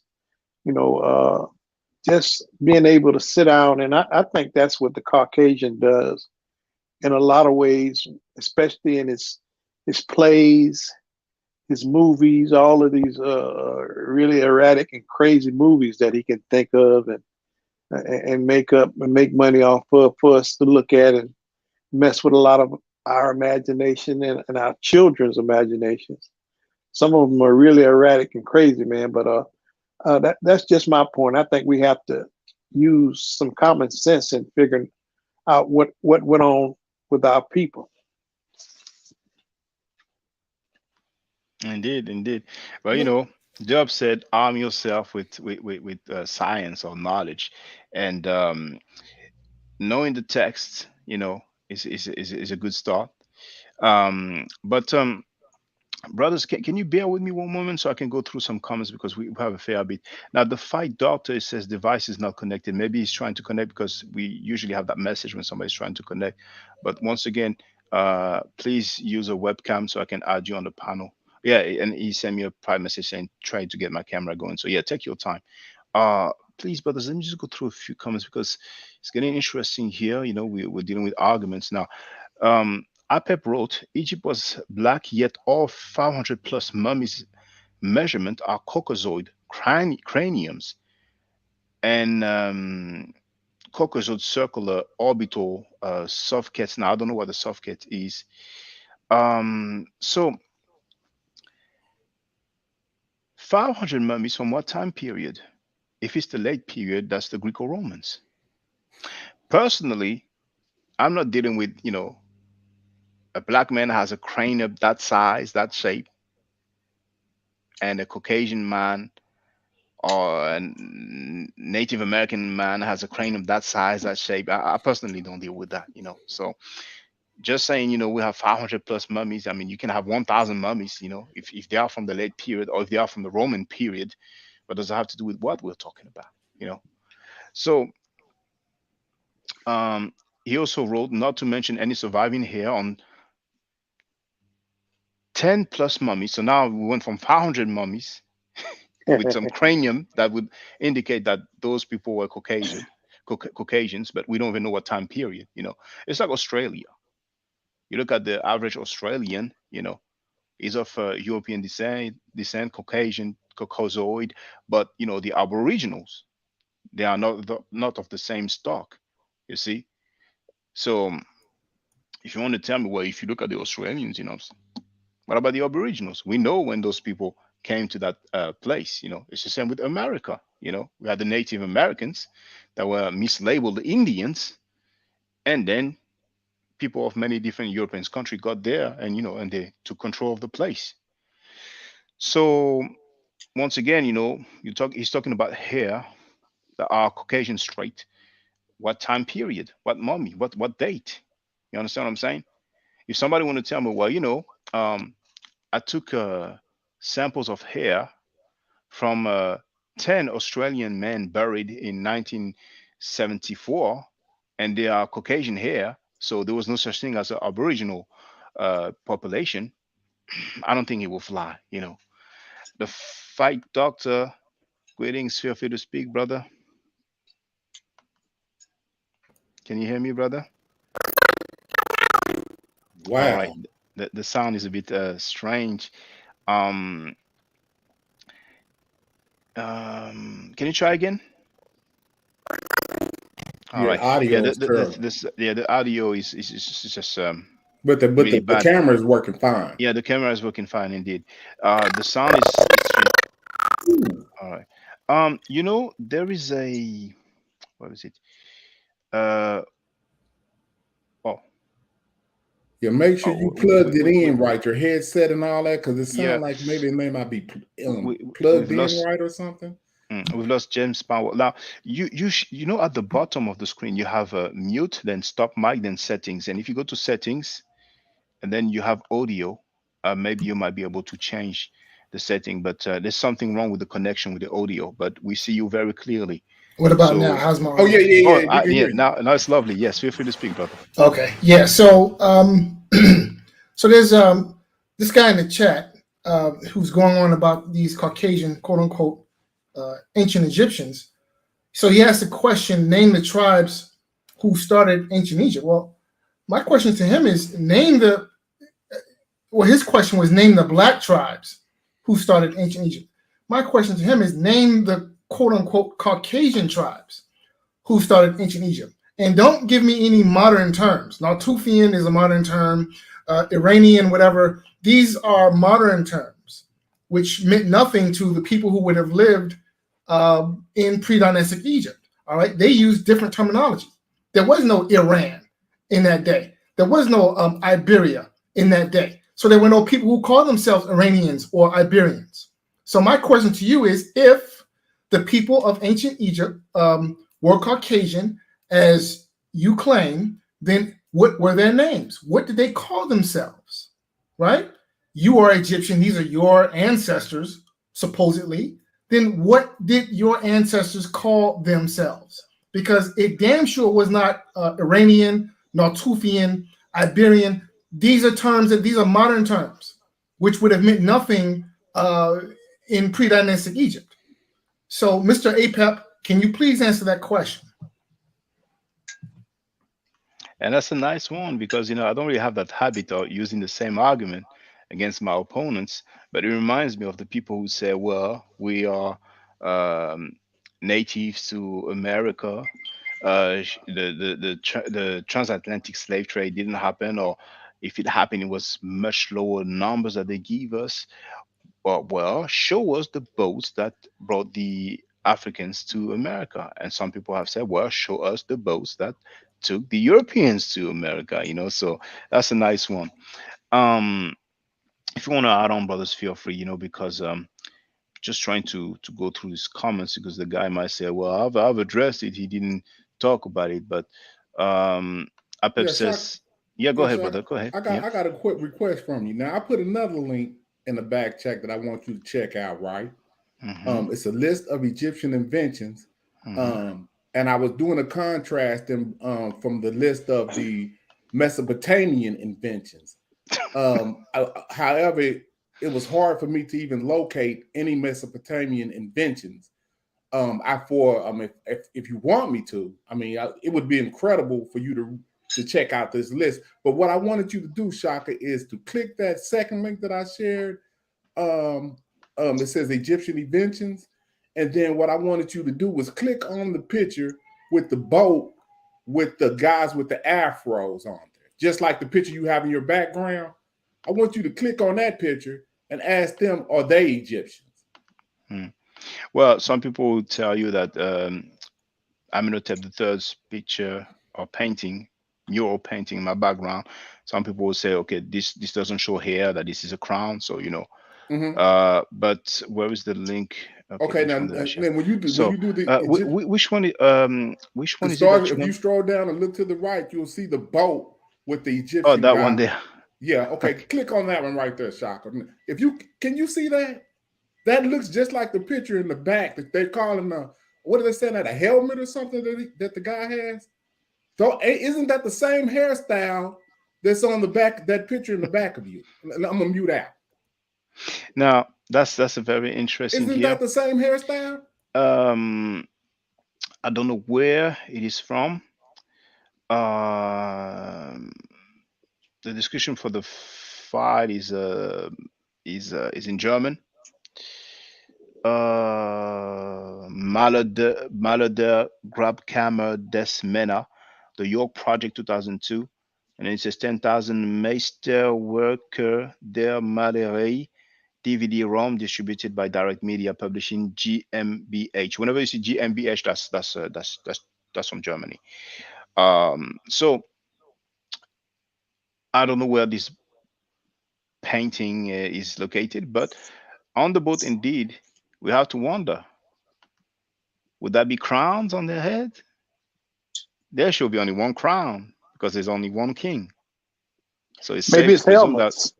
yeah, helmets on the boat in case they're crashing against other boats. It's safe. Where are they going? Are they getting ready to war? Go to are they fighting? Like, no, I really can't see it real good. I can't tell. Yeah, well, Uh, I cannot. I mean, the text will help us to know if we have some accompanying text. But this guy here is so funny because it looks like he's taking a selfie here. But obviously there were no phones. So I don't know. Maybe he's grabbing some water. You know. But we can definitely presume that on their head, sorry, we have hair, okay, I can and it see it looks better similar now. indeed. Yeah, it looks similar than the mural painting of Amenhotep the third. But if people want to Mhm. say on Amenhotep the third's head is a crown and not hair, I'm like, fine, no problem. But let's look at their skin tone here. So maybe somebody will say, well, you see that one here? That one here is Nubian. They just mislabeled him because he's just too dark. And what's interesting is that when we look at all these guys, you see here, we can see that the color has faded away. So maybe that guy's skin tone here, it's just the way it was. Color. But when we look at the arm here, it looks lighter here. And I've been showing stuff like that for years, how over time the color fades away. Same here. If you look around the torso area, and here, I mean, you can see around the arm, around the shoulder area, even on top Yeah, of the hair. And yeah, here's the yeah, same thing around here, close to the hand, here around the torso, towards the lower upper body, and even around the hair. here as well, we can tell that the coloring is fading away. Hold So on, Shaka. You just yes. said hair. You sure that's hair? I'm just Well, being funny. I'm just yeah, I know, saying. I know, I Just know. think about mean this. skin These color. people, Skin that's a color. crown. That's what that Mm, is. Like yeah. these are not kings. So all of them can't have crowns. Right? See, that's the way logical people think. If everybody on this picture is not a king, so you're saying the one in the back of you, he's a king, and that's why he has that hair, because that's not his hair. That's a crown in back of you, right? But all of these people are not king. They all have the same hairstyle. So that means that they're not, all of them cannot be crowns. See, that's how logical people think. But these people are not logical. And it's about like Biggs, James said. It's hairstyle. That's a hairstyle. Right. And we see the same y'all hear? hairstyle today. yes, we can hear you. Yes. Yeah. Okay. I think James. I think James is on to something there. It's gotta be hairstyle.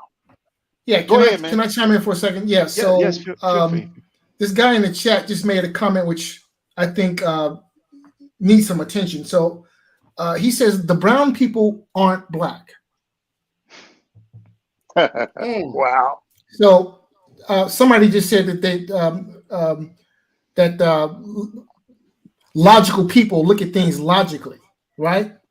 Well, I think this is an example of how people will jump through flaming hoops and do all kinds of logical gymnastics to deny what is painfully obvious, right? Mm-hmm. That you now have people who will stoop as, and you know what? I want to look at the since we all have our cameras on, gentlemen, are we all some shade of brown?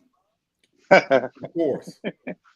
Wow. Right? I mean, none of us are literally black, right? As we understand the color black. None of us are literally black. All of us are some shade of brown.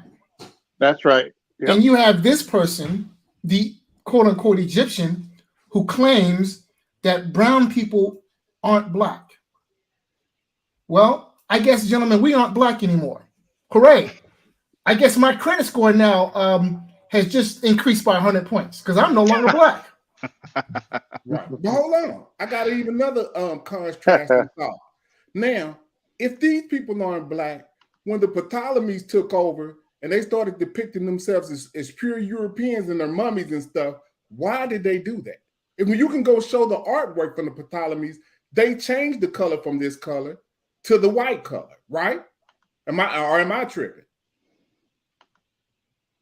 And furthermore, well, at the end of the day, we can talk about the dark brown color, like the one here, that's darker than all the others.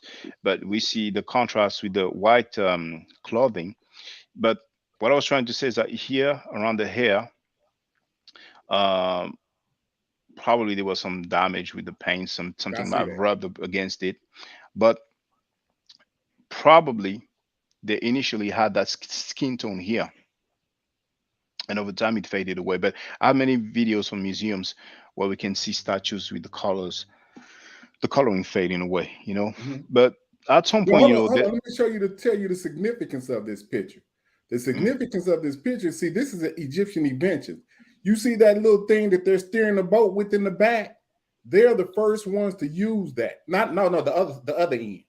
You know, the steer on the back. See that what he got?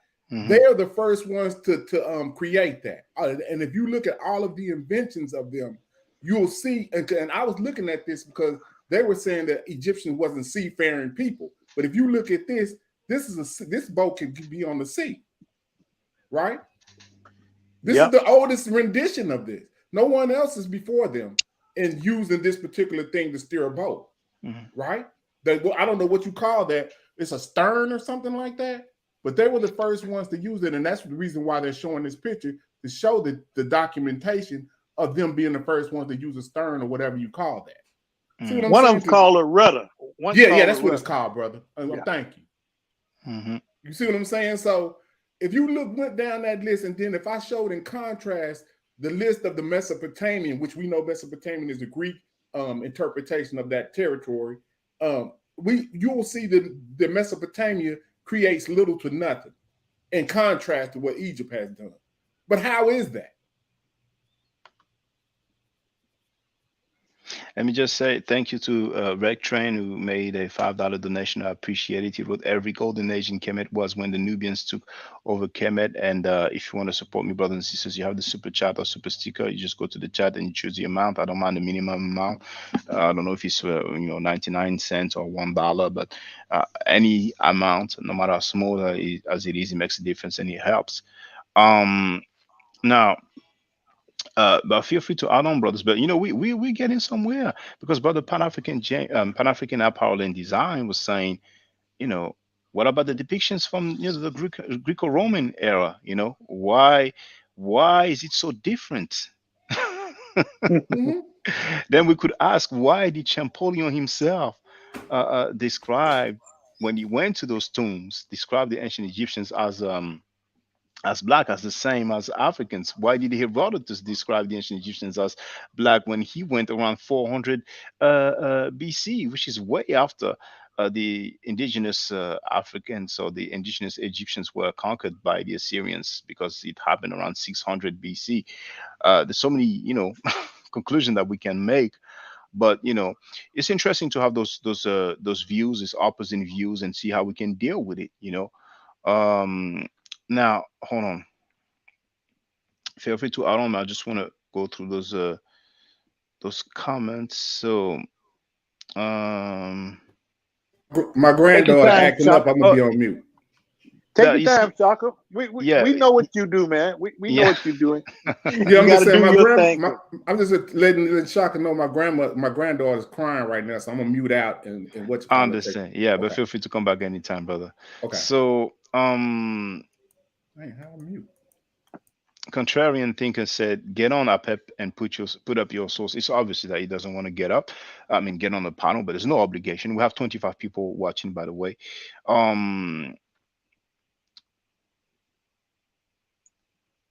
Now, APEP is saying, Gustavo made a fake APEP profile and he's going around acting up and saying dumb things, lol. Well, that's why it's good for people to get on the panel, so we know it's really them, because maybe after you're going to get refuted a bit or so, you might say, well, no, it wasn't me, it was somebody else, but it's okay. Now, the Fight Doctor wrote, I would like for one of the Caucasoid Egyptians to explain why the people of ancient Kemet referred to Osiris as the Great Black, Kem-Ur. They will say symbolic, it has to do with death. They will say that Osiris was the god of death, and that's what they will say. They just like, they always have some talking points, you know what I'm saying?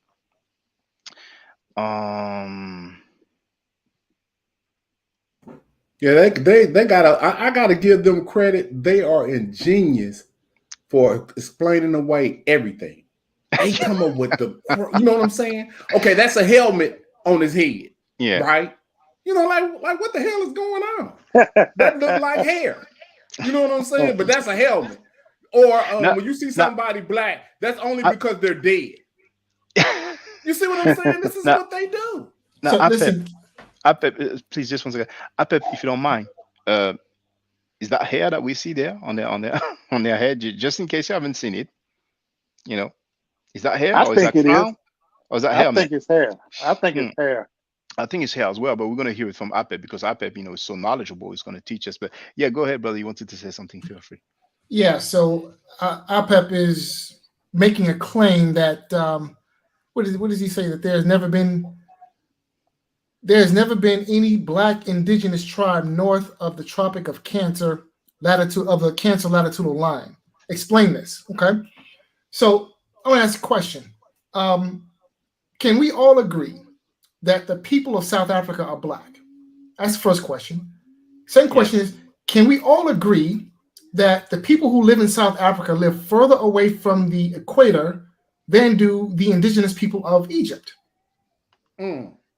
Right. Yeah. I'll agree with that. Those are good topics. Because the logic seems to be that, and there's some truth to this logic, that the further away you are from the equator, the lighter your skin is. And this is true.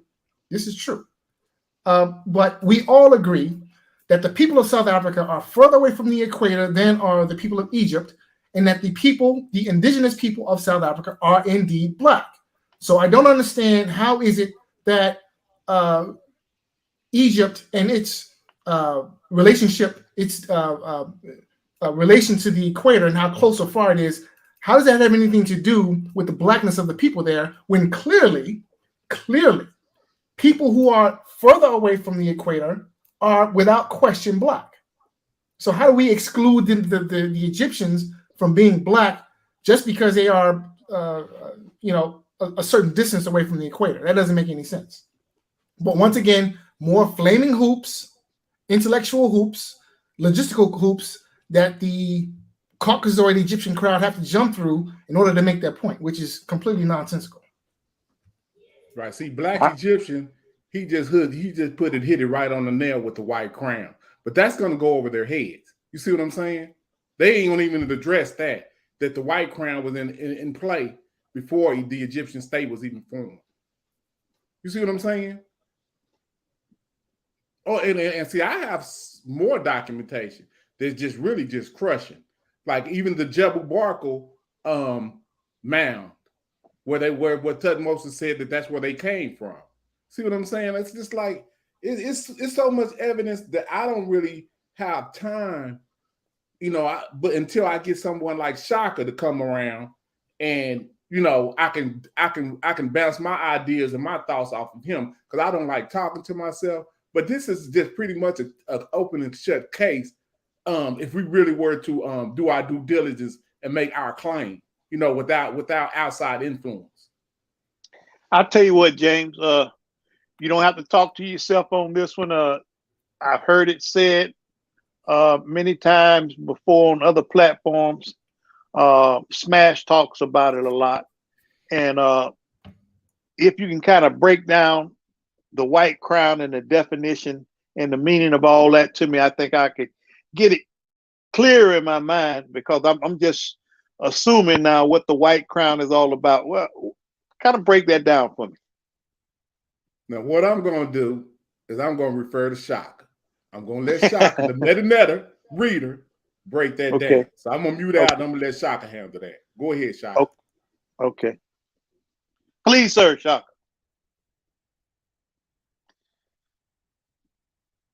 You on mute, Shaka. We can't hear you. Thank you. I don't think he's saying nothing. Yeah. The white crown is for the southern region, that is known as Upper Egypt. But even though it says Upper Egypt, it is actually down, as Lower Egypt is up, because of the orientation, since the Nile flows south to north. And so that will be the south. That's what it stands for. The red crown, obviously, is for the northern part, the northern region or northern land. So when we say Tawi, Ta means land, and Tawi is a dual form, so it means the two lands. Some people might translate it as dual lands. So many times we have someone who has the red crown and the white crown, so he basically wears the crowns of Upper and Lower Egypt.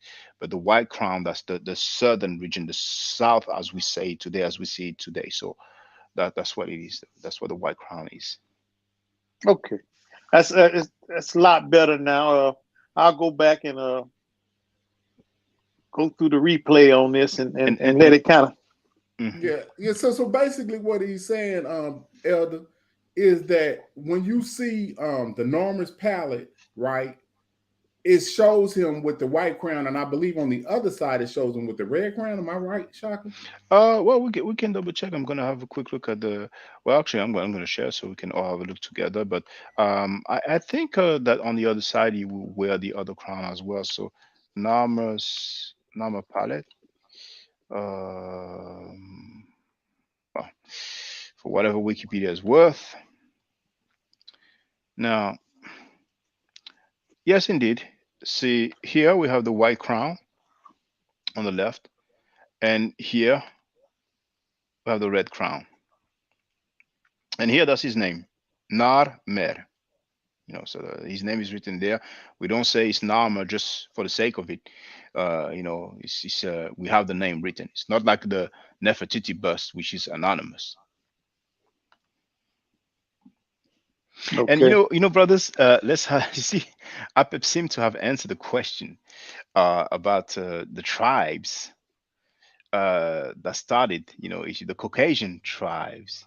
So he said Natufians, Iberomaurusians, Anatolian farmers, Neolithic Iranian hunter gatherers.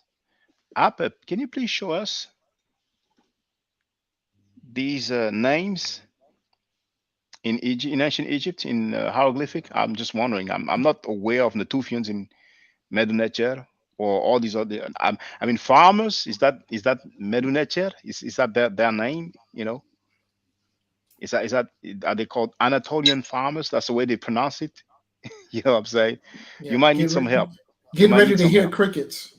Yeah, yeah. We could be able to hear a rat urinate on cotton. So the fight doctor is saying indeed Natufian is a modern term, not not ancient people. So same is true for the other terms you use. Thanks for proving that you are a clueless liar. You need more people, Apep. Now, so here Apep is obviously having an issue with Herodotus. Herodotus used black in the time and context of the Greeks. Anyone darker than a Greek was termed black.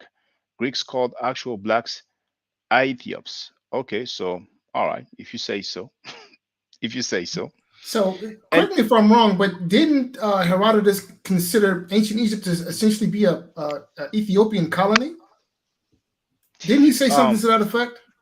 there is one quote like that. I'm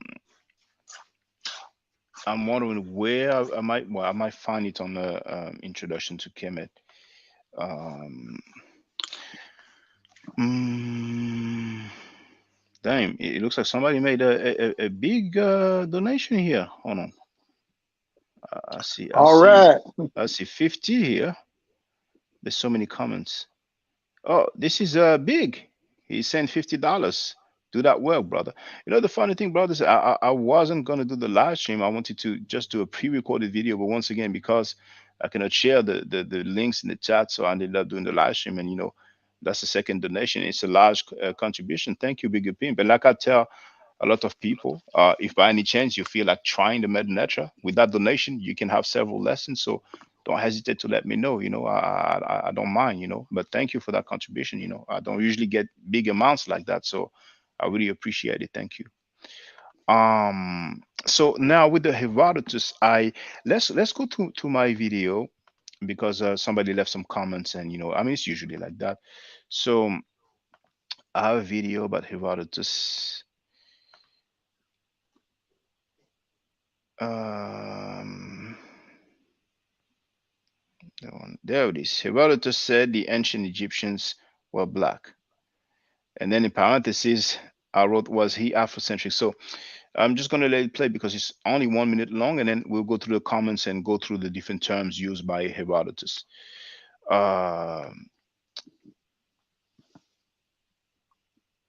Let's listen up.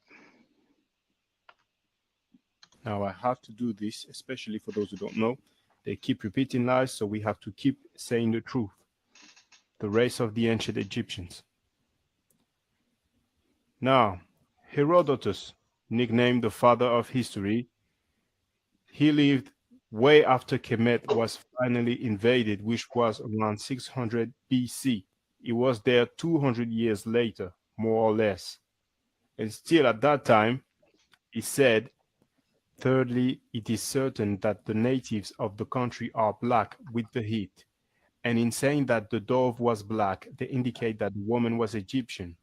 It goes on to say, the Egyptians said they believed that the Colchians were a portion of the army of Sesostris. That this was so, I conjectured myself, not only because they are dark-skinned and have curly hair. And he used the word olutrikes for nappy hair. That's just in case they say that, it's a bad translation. All right. So, no comments. To be honest with you, No comments. I think that any of us that's black knows what nappy hair is. If you ask our women folks back in the day, my time coming up, they used that Yes. hot comb to unnappy that hair. Now they have chemicals and other things that they can do to make their hair straighter. But I think it's easy. It would have been easy to misunderstand the curly hair part of it when you were reading it there. You know, the funny thing is like, and I'm thinking, was it on some other video? Somebody was disputing um, the terms used, and I gave a link to a university website with the translation. You know, so we have the text in Greek and we have the translation in English. So I wanted to, and that's a problem. You see, sometimes people will make some. If somebody writes a comment and I reply to it, if he deletes his comment, my reply will go all together. You know. So it looks like my answer, unless it was on some other video, what I would have sworn it was on Herodotus' video, that excerpt that I played. It's actually an excerpt from the video Kemet Ma'at. If you haven't seen Kemet Ma'at, brothers and sisters, you're sleeping. It's 45 minutes long. I'm sure you will appreciate it. That's the work that I'm the most proud of. So, Excuse me, Shaka. yes. How would you go about? I've heard you talk about that video. Where would I have to go, or how would you go No, about we're seeing gonna it? get Shaka to drop the link. That's what we're gonna do. Go and drop Yeah, the link, yes, Shaka. indeed. Yeah, I want to watch that. I've never Yeah, watched go it and yet. drop that link, Shaka. We need that. Yeah, Right, man. indeed. Now, you see, I actually have the same links in the description of my videos, but here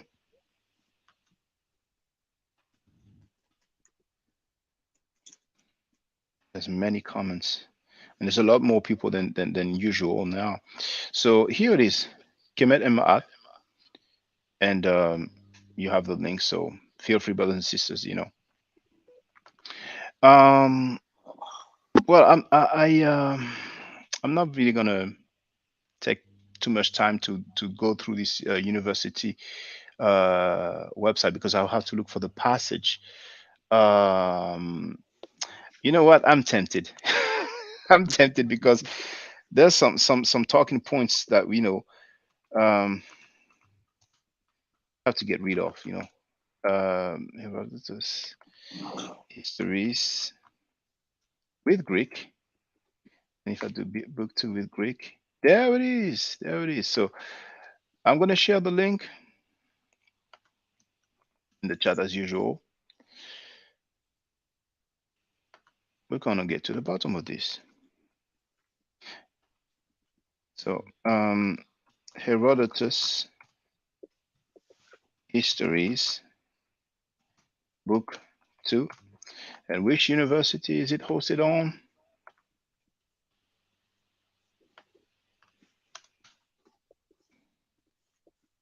Tufts University. So I'm going to put that in parentheses. Tufts. How do you spell it?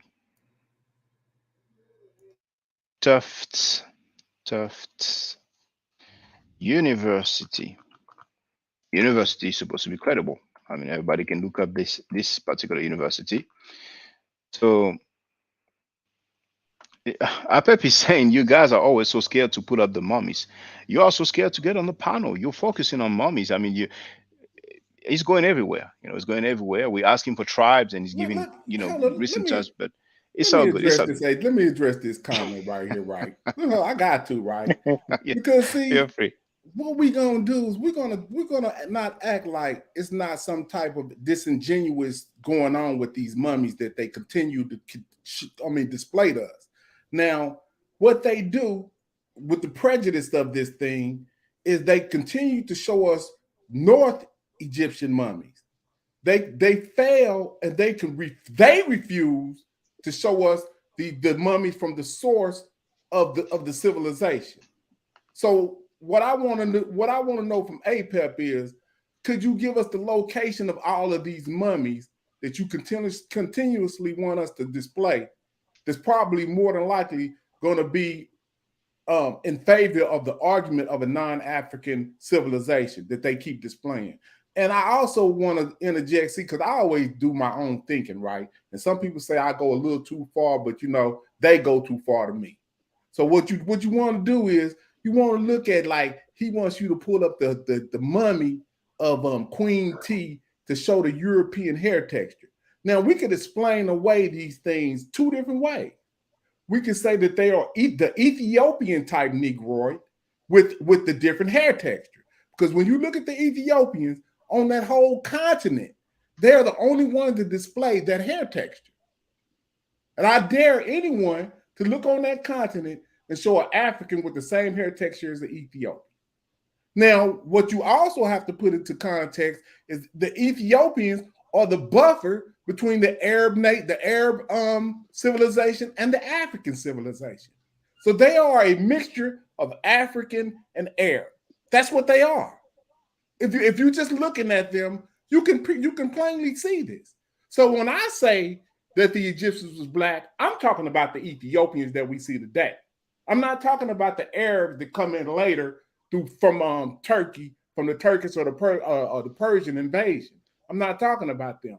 I'm saying that the Ethiopians got pushed down just like everybody else got pushed down when the invading populations came in. Does anybody on the panel disagree with what I just said? No, sir. And if I may add something, a lot of talk about mummies. Well, let's deal with mummies, all right? There have been papers written, scientific studies done on mummies of ancient Egypt, which show without question that, especially when you go further back in Egypt's history, the older the mummies are, the more likely they are to have tropical body plans. Now, what is a tropical body plan? Basically, it demonstrates that the people who lived in ancient Egypt were tropically adapted, meaning that they were adapted to living in hot weather climates, as are all African people. So what is tropical adaptation? The length of their limbs are longer. They're elongated, all right? Having dark skin, the texture of your hair, all of these things are adaptations to deal with the tropical climate that the people of ancient Egypt, where their people came from, okay? As all Africans, they come from a tropical climate. They have the tropical adaptation. Now, when you look at the mummies that come out of ancient Egypt, you find that a great many of them, especially when you go further back in Egypt's history, a great many of them have a tropical adaptation. Now, I would like for the Caucasian Egyptian crowd to answer this question. Why is it that we find ancient Egyptian mummies having a tropically adapted, having the tropical body plan? If you could please answer that question. I'm sure he's going to avoid most of the questions because we have noticed thus far he's asking question, just like Garfield, just like now. I don't really know how Chief Fed gets now. Someone like Apep on Garfield's platform and on Chief X platform, they will be like heroes, you know. You know what I'm saying? Now, Contrarian Thinker wrote, I've been in Ramesses the third tomb and I saw what you're talking about, Shaka. Then next comment is Apep addressing Contrarian Thinker and asking, you been to Egypt? I mean, that defies common sense and logic, you know. The brother said he's been to Ramesses the third's tomb. I'm saying, but I'll leave it there. Feel free to add on, brothers. Oh, let me share this, just quickly about Herodotus because uh, this guy had some commentary about Herodotus. So this is Tufts University. Uh, you have somewhere the name of the person who made the translation. You see, so I'm gonna. I'm not gonna read the whole paragraph. I've shared the link already. So I'm gonna start here. In the second place, the country is rainless and frostless, but after snow has fallen, it has to rain within 5 days, so that it is snowed. It will rain in these lands, and thirdly, the men of the country are black because of the heat. You know, so Herodotus said black because of the heat, but the Apep dude was saying that anybody darker than the Greeks will be labeled as black. And it's funny because the Greeks are not the darkest of Europeans, Now, there's another mention of black. Um,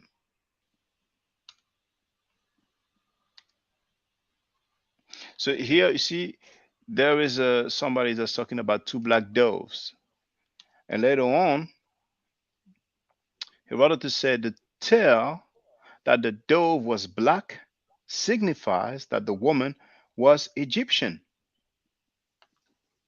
But he has his talking point that anybody that's darker to the Greeks, are just basically will be labeled as black. But the funny thing is that Apep is an anonymous, unidentified individual.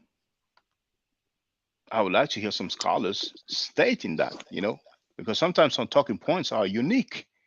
It's not part of a consensus. So that's about it here for that. But feel free to add on, brothers and sisters. Now I'm scrolling to the comments as you guys talking, because there's just too many for me to put on the screen. But feel free to add on, brothers. I really love this conversation, and it's lovely. Thank you for being there, and thank you for participating, brothers. Peace. Yeah, no problem, Shaka. But another thing, I was on Garfield's channel yesterday, an enemy territory, right? And what was crazy about it is he was trying to say, and as they do, they try to make arguments of Mesopotamia's influence on Egypt being a one-sided influence or a predominant influence, which brought me to the list of inventions that you see there, right? And when I tried to find anything on Mesopotamia, it was little to none as far as inventing anything, right? And then if they did say they invented writing, I could go over and look on the Egyptian side, and they'll say they invented writing as well. You see what I'm saying? So that's still up in the air from their perspective, but I know that someone is lying. Now, let me tell you how I get to my understanding of who was first. So when you find something that's contemporary to the oldest, what they call Babylonian text, the Egyptians are already writing on paper at that point. You see what I'm saying? They're writing on paper maybe 50 years from their dating, because we got to understand who's dating this. By the time in contemporary writing, they're writing on clay tablets, and the Egyptians have already invented papyrus and are writing on paper, maybe within 100 years, right? But they always date the Mesopotamian artifacts older than the African artifact or the Egyptian artifact. Because somebody explained to me, how are they already in the paper stage while the Mesopotamians are still in the clay stage? But I stop right there. James, I can't tell you either. I'm concerned just like you are, but I'm always in the bushes somewhere on somebody's chat. A lot of times I'll make a comment, but sometimes I just sit back and I observe, I listen, I learn. Some of it I listen to and I have to let go. But as you said, the Egyptians, from the way I understand it too, they're the ones that invented the papyrus, and that's the paper. Everybody else was writing on stone and in the mud and scratching in the dirt. A lot of it is just like I said, it's common sense, man. You got to use some of your common sense because exactly. But contemporarily, Brother James, I'm telling you, the dating's going to be quirky anyway because who we getting this information from. But when you look at how close the papyrus writing is to the clay tablets, it's like 50 to 100 years that they're given. But then we also find the labels that they put in the jars that predates anything that they have. They don't never bring that up. The jars in one of those tombs, and if you look at it, this is not no scribble scrabble that they're writing on these little tablets. If you look at the tablets, they have already been doing this, just guesstimating. They had to have had this knowledge prior to even coming up with the concept of putting it on a tablet to label anything. Now, I understand that Mesopotamia has these same things, but you have to look at the context of, like I said, the papyrus versus the clay. And then I said, well, maybe I'm tripping. Maybe they didn't have papyrus in the Tigris and Euphrates River. But when I go and look it up, yes, they do have papyrus. So why didn't they create that first? See what I'm saying? Why? Yeah. I mean, how do I come up and say, you know what? I don't want to use clay no more. I'm gonna create some paper. And then when I do it so fast. If you taught me how to write, I do this so fast. It's within your oldest text, which is the Babylonian text. I need to pull up the date so I won't be babbling. But I'm telling you, it's in less than 100 years. And I say I always question the dating on everything, because I know that they always try to limit our dating. So, but they'll get mad at us if we say that they always do this. You know what I'm saying? So we can't even bring up the fact that they're always minimalizing our contribution to society. I'm gonna stop. Well, many times, our contributions are minimalized indeed, and uh, many times some people are not happy when we get into the conversation. I mean, look at this statement here by Apep. By the way, contrarian thinker. I don't have this doors depiction, so feel free to share a link. Now, Apep wrote that any times Egyptians portrayed black, it means fertility slash death or resurrection, not skin color. What if I just say, for the sake of it, anytime we have some Egyptians depicted white, it doesn't mean skin color? How convenient would that be? I, Now, I, I have a better argument, if I may, just cut in for a yes, second. feel free, brother. Feel Anytime free. Greeks portrayed themselves as white, they didn't actually mean to portray themselves as white. The color is symbolism, because the Greeks are actually black people. Okay, Yeah. they're actually Negroes, Hmm. right? They just painted themselves white because, well, I don't know, I guess they didn't have any black ink, or I'm sorry, they didn't have any brown ink, or whatever the hell color ink would designate a black person, a Negro. Hmm. Okay, so yeah, so when the Egyptians are, I'm sorry, when the Greeks are portraying themselves as white, they didn't really mean to do that. Because they're actually black, and that's all I wanted to say. See Or, how or, that or works? maybe, oh, go ahead, brother. Go ahead. No, that was just excellent reversal of their thinking. You know what I'm saying? Yeah. Yeah, it was. Yeah. Maybe when the Greeks portrayed themselves, actually, they were Chinese people. But for a strange reason, as a symbolism, they didn't want to put the slanted eyes. They put wider eyes just to show that they have, insight, and they are open into the world. And what about that? Everybody can make stuff up like that. You know what I'm saying? I mean, But that's a hell of an argument to make right there. I mean, I want to just think how creative you have to be to think of this. See what he wrote? yeah. That is But but incredible. but if we deal with that statement alone, anytime the Egyptians portrayed black, it means fertility, death, or resurrection. So when we have the Nubians jet black, does it mean fertility, death, or resurrection? How are you gonna get out of this now? Right. Some people just don't think, man. I mean, not sensibly anyway. You know. Yeah, yeah, and I agree with what you just said, Elder. I'm sorry. Some people, when they have an agenda, they have a defense mechanism, which is to defend their stance without necessarily thinking about how logical what they say is. And it Right. happens a lot when you talk with religious people, like, once again, those people who say there's no contradictions in the Bible. When we have contradictions for days, they always have. You can go through the list of contradictions. They will always come up with an excuse. So the people, when you tell them, well, okay, one person that said that Jesus' last words were this. Another person said that Jesus' last word were this. At one point, he says that he was given water. At one point, he says he was given vinegar, and many things like that. And some people told me, some Jehovah's Witness, because they love to, proselytize, talk to people in the street, and so on. Some people told me, I mean, you might have heard that excuse before. Well, if there's a car accident right now and the car hits somebody, that I might say, well, the car was white. Another person might say the car was gray, and so on. So I'm like, we're talking about, the guy who walked on water, multiplied bread and fish, resurrected the girl, resurrected Lazarus, you know, and he's on the cross, he's crucified after being sentenced. after going through a trial, but people couldn't get his last words correctly. Because when there's an accident, somebody might see one thing, somebody might say the car was going about 20 miles an hour. Somebody might say the car was going about 30 miles an hour. Depends on who's seeing the stuff. But for a strange reason, when he went up in the sky in front of thousands of people or hundreds of people, everybody saw that there's no difference. I mean, it's just picking and choosing. Yeah.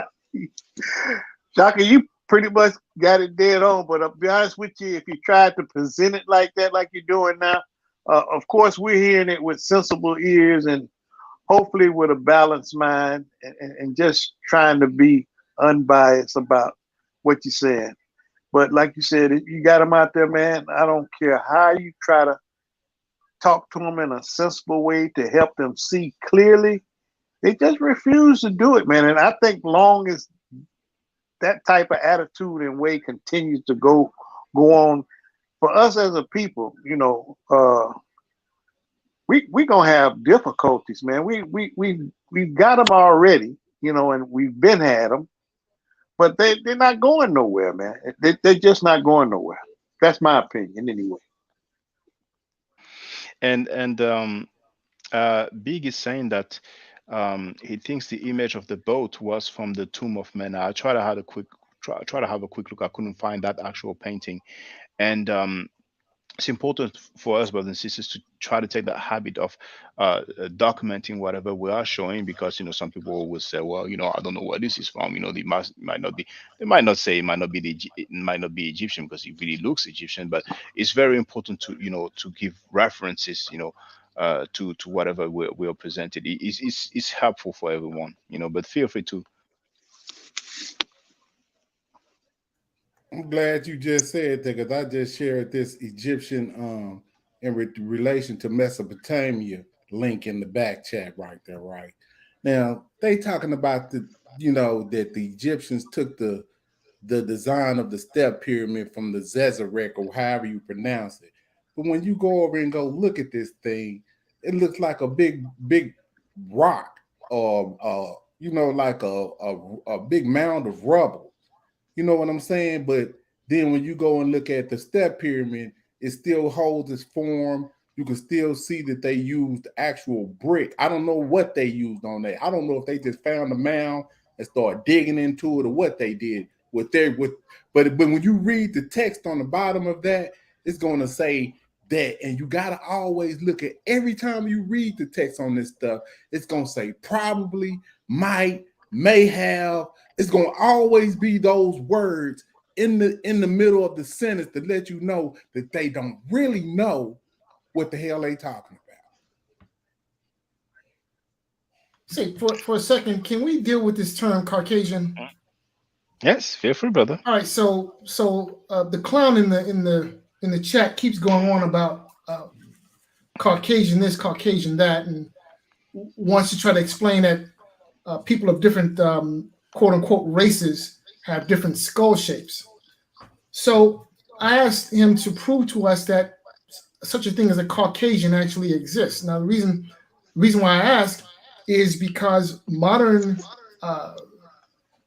anthropologists don't use the term, right? And many anthropologists who are worth their salt will readily admit that the term Caucasian is essentially meaningless. And in fact, there is no such thing as a Caucasian. So, Mr. Apep, you insist on using this term, which you have yet to define, mind you, and you're asking all of us to accept this term. Why don't you prove to us, right? Prove to us that Caucasians actually exist. And when you're done with that, explain to us how is it that a Caucasian, Asian is actually part of the word, how is it that a Caucasian can be indigenous to Africa? Doesn't that term, the term doesn't make sense. If Caucasians are indigenous to Africa, wouldn't they be called Africans? Seems to me like that would make more sense. They should be called Africans, not called Asians. That's right. Asia is part of the word because that is where you come from. Asia, okay? Not Africa. It's simple. You call yourself Asian, and yet still you want to identify with Africa for no good reason. So if Caucasians exist, prove to us that first Caucasians exist, and then prove to us that Caucasians are indigenous to the African continent. We're waiting your reply. That's a It'll great take him point. forever. Yeah. It's over. Yeah, that's a great thought right there, brother. Yeah, it is. That was a good one. Oh man. Yeah, but just like I said, Here, sorry. Here it says that King Tut was Eurasian. But go ahead, James. Go ahead, Pan African James. hold on. I gotta view that right quick. Yeah. Feel free to continue to add on, brothers. I think we'll be waiting for a while. Brother, what's your name again? Fight Doctor. Fight Doctor. Okay, I Yes, gotta sir. remember. I gotta remember you, man. Yeah, I'm sorry, brother. Go ahead. No, you go ahead.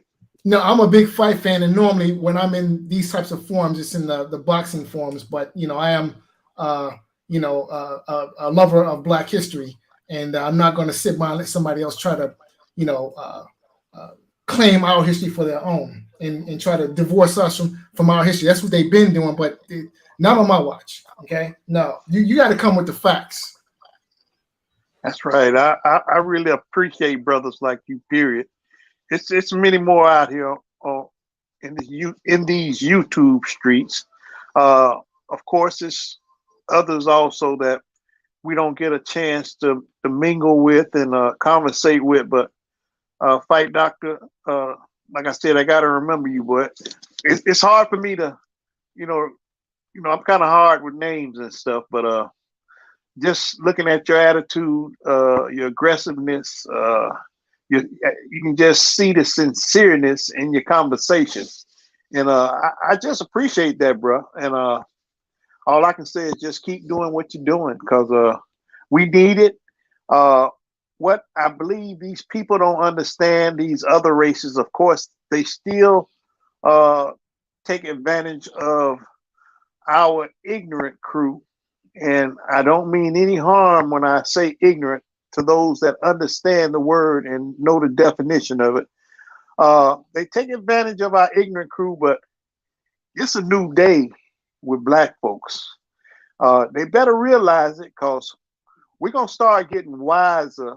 And I want to say by the minute and hour, but it's starting by the second now. And once we really get ourselves together, the way that they've been bamboozling us, like Malcolm said back in the day, all that's over with once we really get ourselves together. So, Fight Doctor, you just keep leading like you're doing, because that's what you are. That's what I see in you. I appreciate that, brother. Thank you. I appreciate it. Continue, man. That's all I can say. Just continue what you're doing, and of course, without my platform right here, and I used to look in and out on him, especially once I got a chance to learn that I think it's through one of the other platforms with him, Smash, Unc, and a few more of them that Mahat was, he used to socialize with them, and they knew him. Once I started checking him out, because I like the way he talked. And I just want to say, for right now, without his platform, we wouldn't have a chance to conversate like we're doing now, and maybe being able to reach a few folks that listen to him. But I told him a while back that things going to get better for him. And I just believe that, because he's doing a good thing and the right thing. So I just want to say that to you also, Mark. Thank you. It was probably Smash Rockwell's platform that you heard me on. But if you have Radio One, feel free to speak, brother. I'm glad you're all here, brothers. I appreciate that. I love the convo. Yes, brother. Can you hear me? Yes, loud and clear, brother. Feel free to speak. Yes. Peace. Peace and Hotep Shaka. Peace to the panel. Peace to everybody in the panel. Hotep. Yes, brother. Yes, I've been. I was watching, and I see you finally got a fake modern day Egyptian in the chat. Okay, now Okay, now here's my question to APEP. Okay, now if you feel okay, because now you're dealing with somebody who knows the history. Okay, if you feel that you are a descendant of the ancient Egyptians, what dynasty do you descend from? Okay, because according to my knowledge, it is impossible for any modern day Egyptian to prove they are a descendant of the ancient Egyptians, because you have to show a continuation of the ancient Egyptian dynasties from the last dynasty all the way up to now. And you can't do that. We know the last dynasty, the last native Egyptian dynasty, ended in the 30th dynasty. That was 2,350 years ago. So if you're saying that you're a descendant of an ancient Egyptian dynasty, I mean, it is impossible for you to prove that, because you will have to show a unbroken lineage from then all the way up to now, and you can't do that. So if you say that you are a descendant of what you're a descendant of Seti the First, well, how is that fair to Ramesses II, who was an actual descendant of Seti the First? Here you is 2,300 years later talking about you're a descendant of a pharaoh after over 2,000 years later, and after numerous many invasions, many foreign invasions. So you see how foolish you sound sitting up here saying that you are a descendant of the ancient Egyptians. Now, brother Shaka, I was wondering, can you share my screen? I'm going to be Of very course, brief. brother. Of course, brother. Yes, I'm going to let's see here. Okay, let's share the screen. Okay. Now, Apep, we've taken the time to answer your questions. You don't need to go there. You know, you really don't need to go there. You know what I'm saying? You know, because if you want to get, talk to us sideways, borderline disrespectful, and then we block you, then you're gonna cry and say they couldn't handle the information that I gave to them. I mean, you made so many statements, and really, you should get on the platform. Get on the platform. Your picture is there. Maybe it's not your picture, but why don't you come on the platform and kick knowledge with us, But feel free, brother Radio On. Yes. Can you see that? Yes, The Modern Egyptians by Edward William Lane. Yes. Yeah, Yes. we can see it. Yeah. Yes. This book was written in say in the years 1825 to 1828. Okay. Yes, it written in Egypt during the years 1833 to 1834 and 35. Okay. Now, what these guys like to do is they like to start from dynastic Egypt and jump all the way up till today and skip the periods that's in between that. And they like to say that, well, they are a descendant of the pharaohs and the dynastic Egyptians. The people living today, the modern day Egyptians living today, want to claim to be descendants of the pharaohs and dynastic Egyptians, but they skip over the long time period in between that. Okay. Now, but that's not going to work here. Okay. We're going to tell the truth. Okay. We're not going to lie and say that these people descend from the ancient Egyptians 3,000 years ago or 2,500 years ago. No. We're going to go to the records of their actual ancestors, okay, 200 years ago. Okay. So we see here the modern day Egyptians written 1833, okay, which is almost 200 years ago. And this is what was being said in the 1800s, okay, almost 200 years ago. And it's completely different from what's being said now. Now we're going to go down to page 25 here, okay? Let me see here. Let me see here. Yeah, and I'm just going to read this. I'm going to be very brief. Okay, I think I skipped over. Okay. All right. Yeah, there we go. There we go. Okay. Now, okay, this is chapter 1, okay, page 25. And it says here, in quote, the Muslim Egyptians are a mixed race. In a great measure, descend from let's start over. The Muslim Egyptians are a mixed race. In a great measure, descend from various Arab tribes and families which have settled in Egypt at different time periods, mostly soon after the conquest of this country by Amir, its first Arab governor. These Arab immigrants were chiefly tribes of the desert, but their abandonment of the life of wanderers for that of agriculturalists or citizens, and of the frequent intermarriages of themselves and their descendants with the Copts, who became proselytes to the faith of Islam, have resulted in the production of a race barren in general, okay, to the ancient Egyptians, whose type was predominantly Caucasian. Okay, so saying that it's calling them Caucasian. Okay, but inclining in various degrees towards that of the Negro. So we see here, okay, at the beginning, it clearly says that the Muslim Egyptians are descendants of various Arab tribes. Okay, that's the Muslim Egyptians, which makes up 90% of the population of today. And the other 10% are of the Christian Copts. Okay, but we see here that in the 1800s, it was well known that the population of modern day Egypt, that the majority of the population of modern day Egypt were descendants of Arab tribes.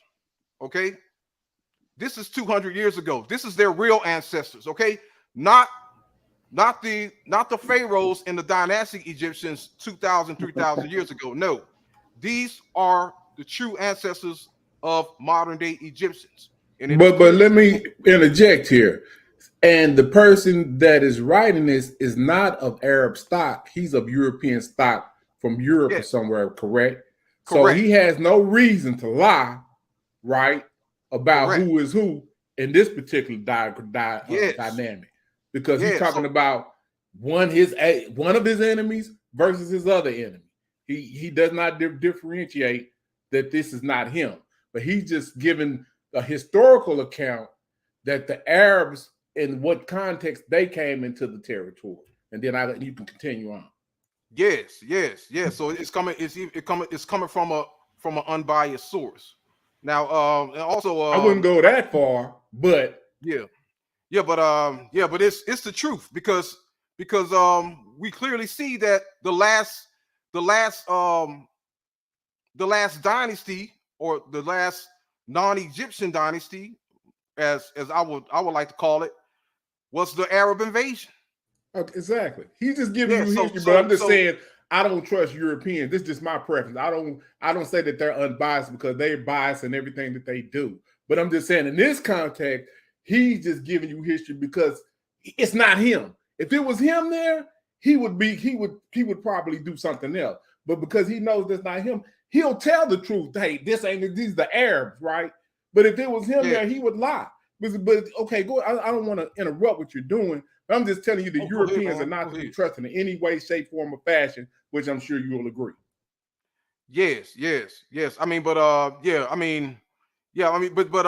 this is coming from a source, a context of them telling history outside of themselves. Yes. So can we deal with the ancestry of the Arab people for a second? Because I think this would clear up a lot of the confusion. Because, well, first, there's confusion about what is an Arab, right? And that term is actually generic. It doesn't mean anything, right? We need to talk about the indigenous people of Arabia.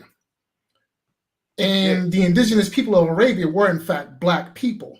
And that these modern Arabs, quote unquote Arabs, are a mix of the indigenous people who were there, who are Black, not were, but are Black, and invaders who came from other parts of Eurasia, right?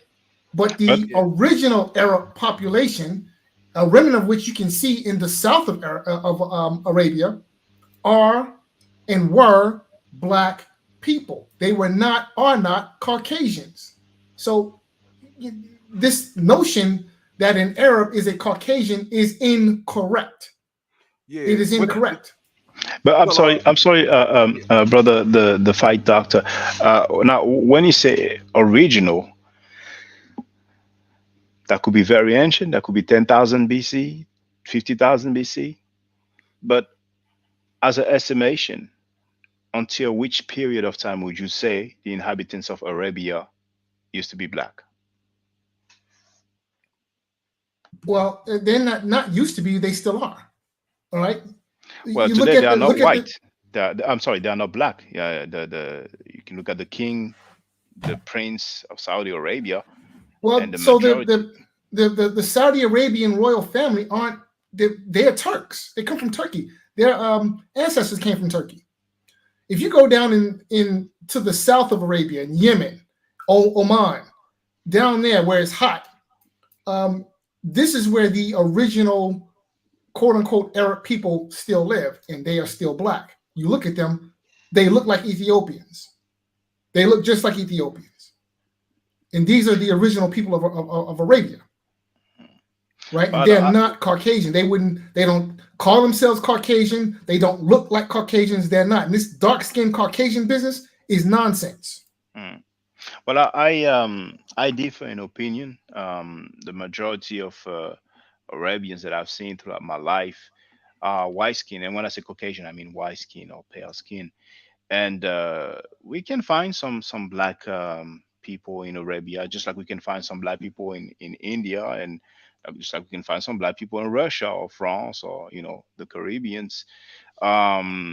So when it comes to the Islamic sources, I've used the Hadith for the description, the physical description of Prophet Muhammad, because this is one main thing people have used in order to claim that Prophet Muhammad was black.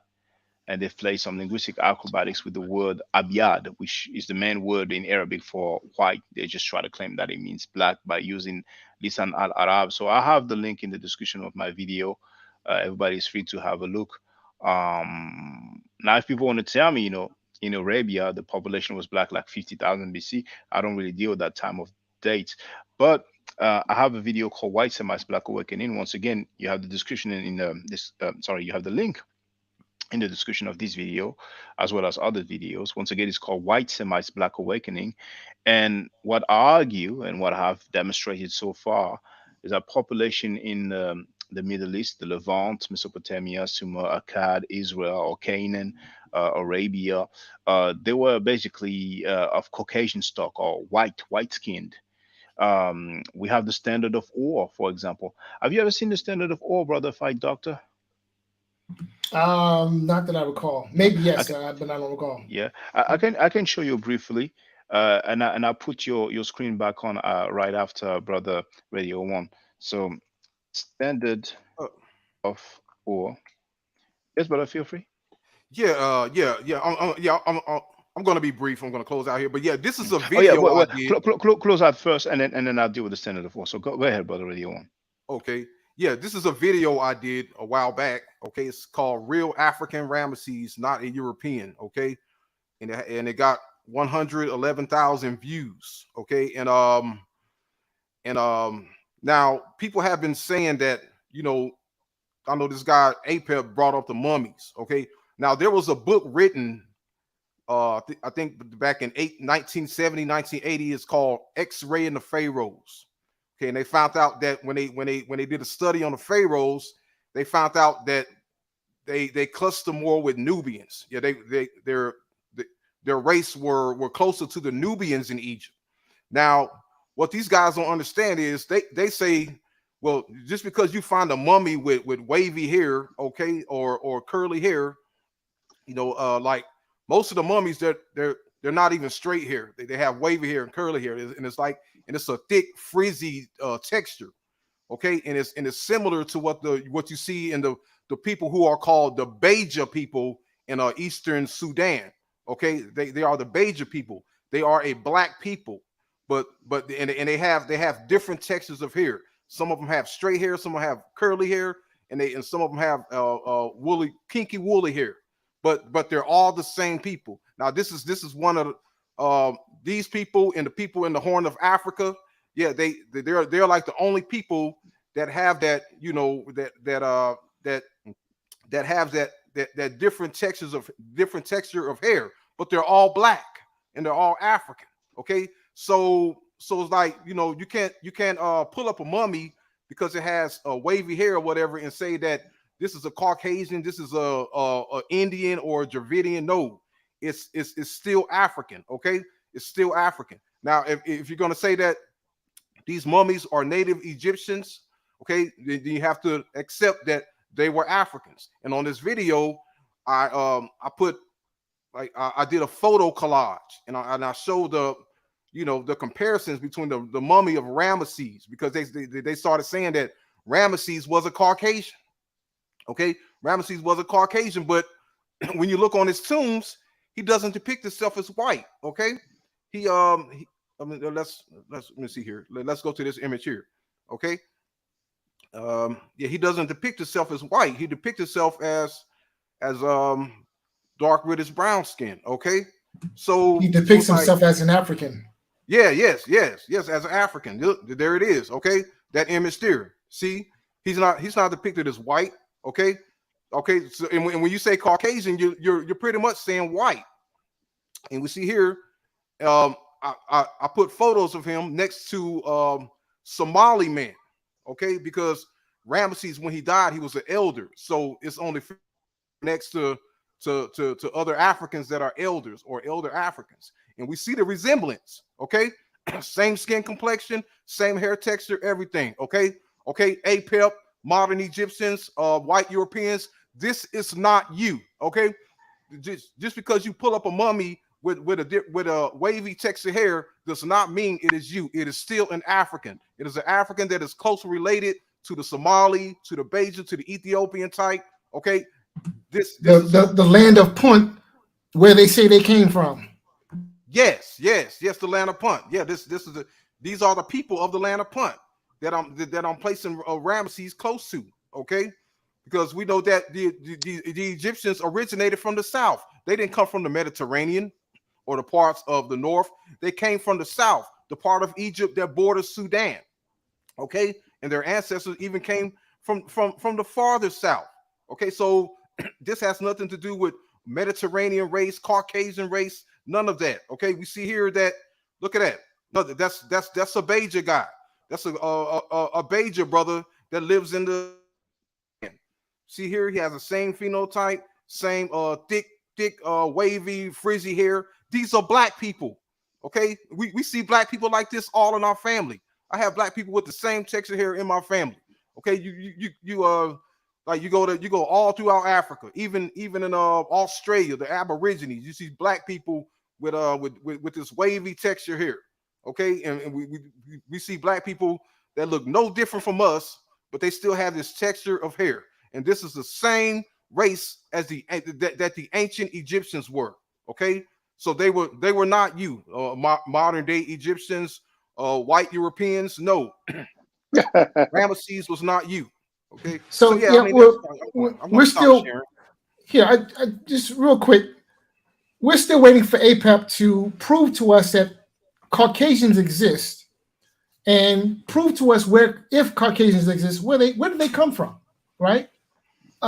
You keep throwing this term around, but you haven't provided a definition for it, and nor have you provided any evidence to suggest that you know where these mysterious Caucasians come from.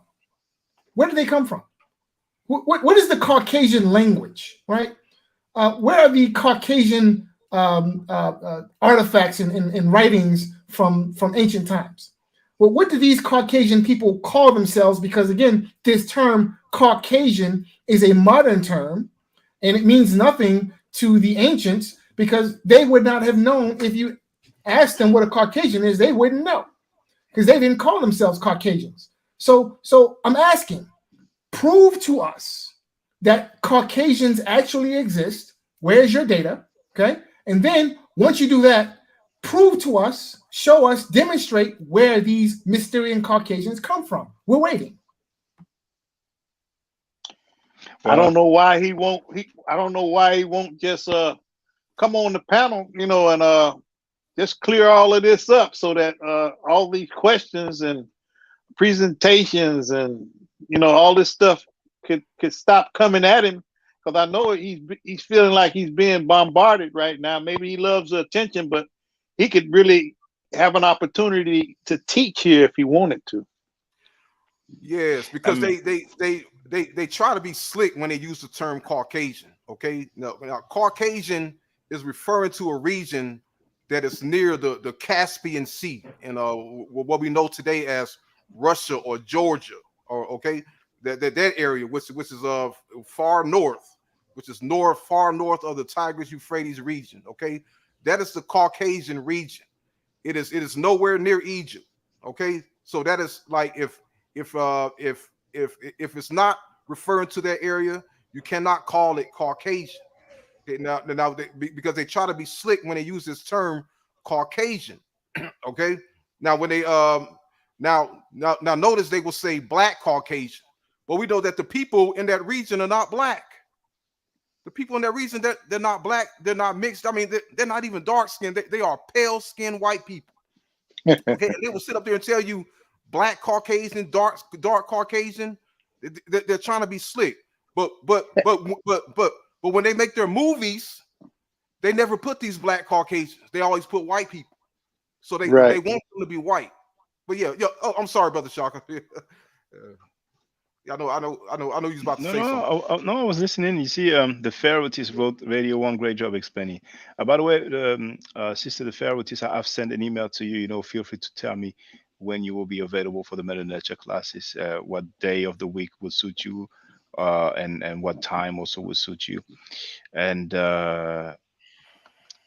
also give me your time zone. I usually deal with New York time EST, but feel free to tell me where you are.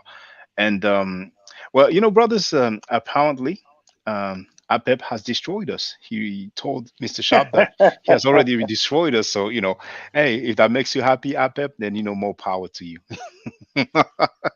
And there's contrarian thinker who has sent me. Oh no, I almost forgot. For the fight doctor, the standard of war.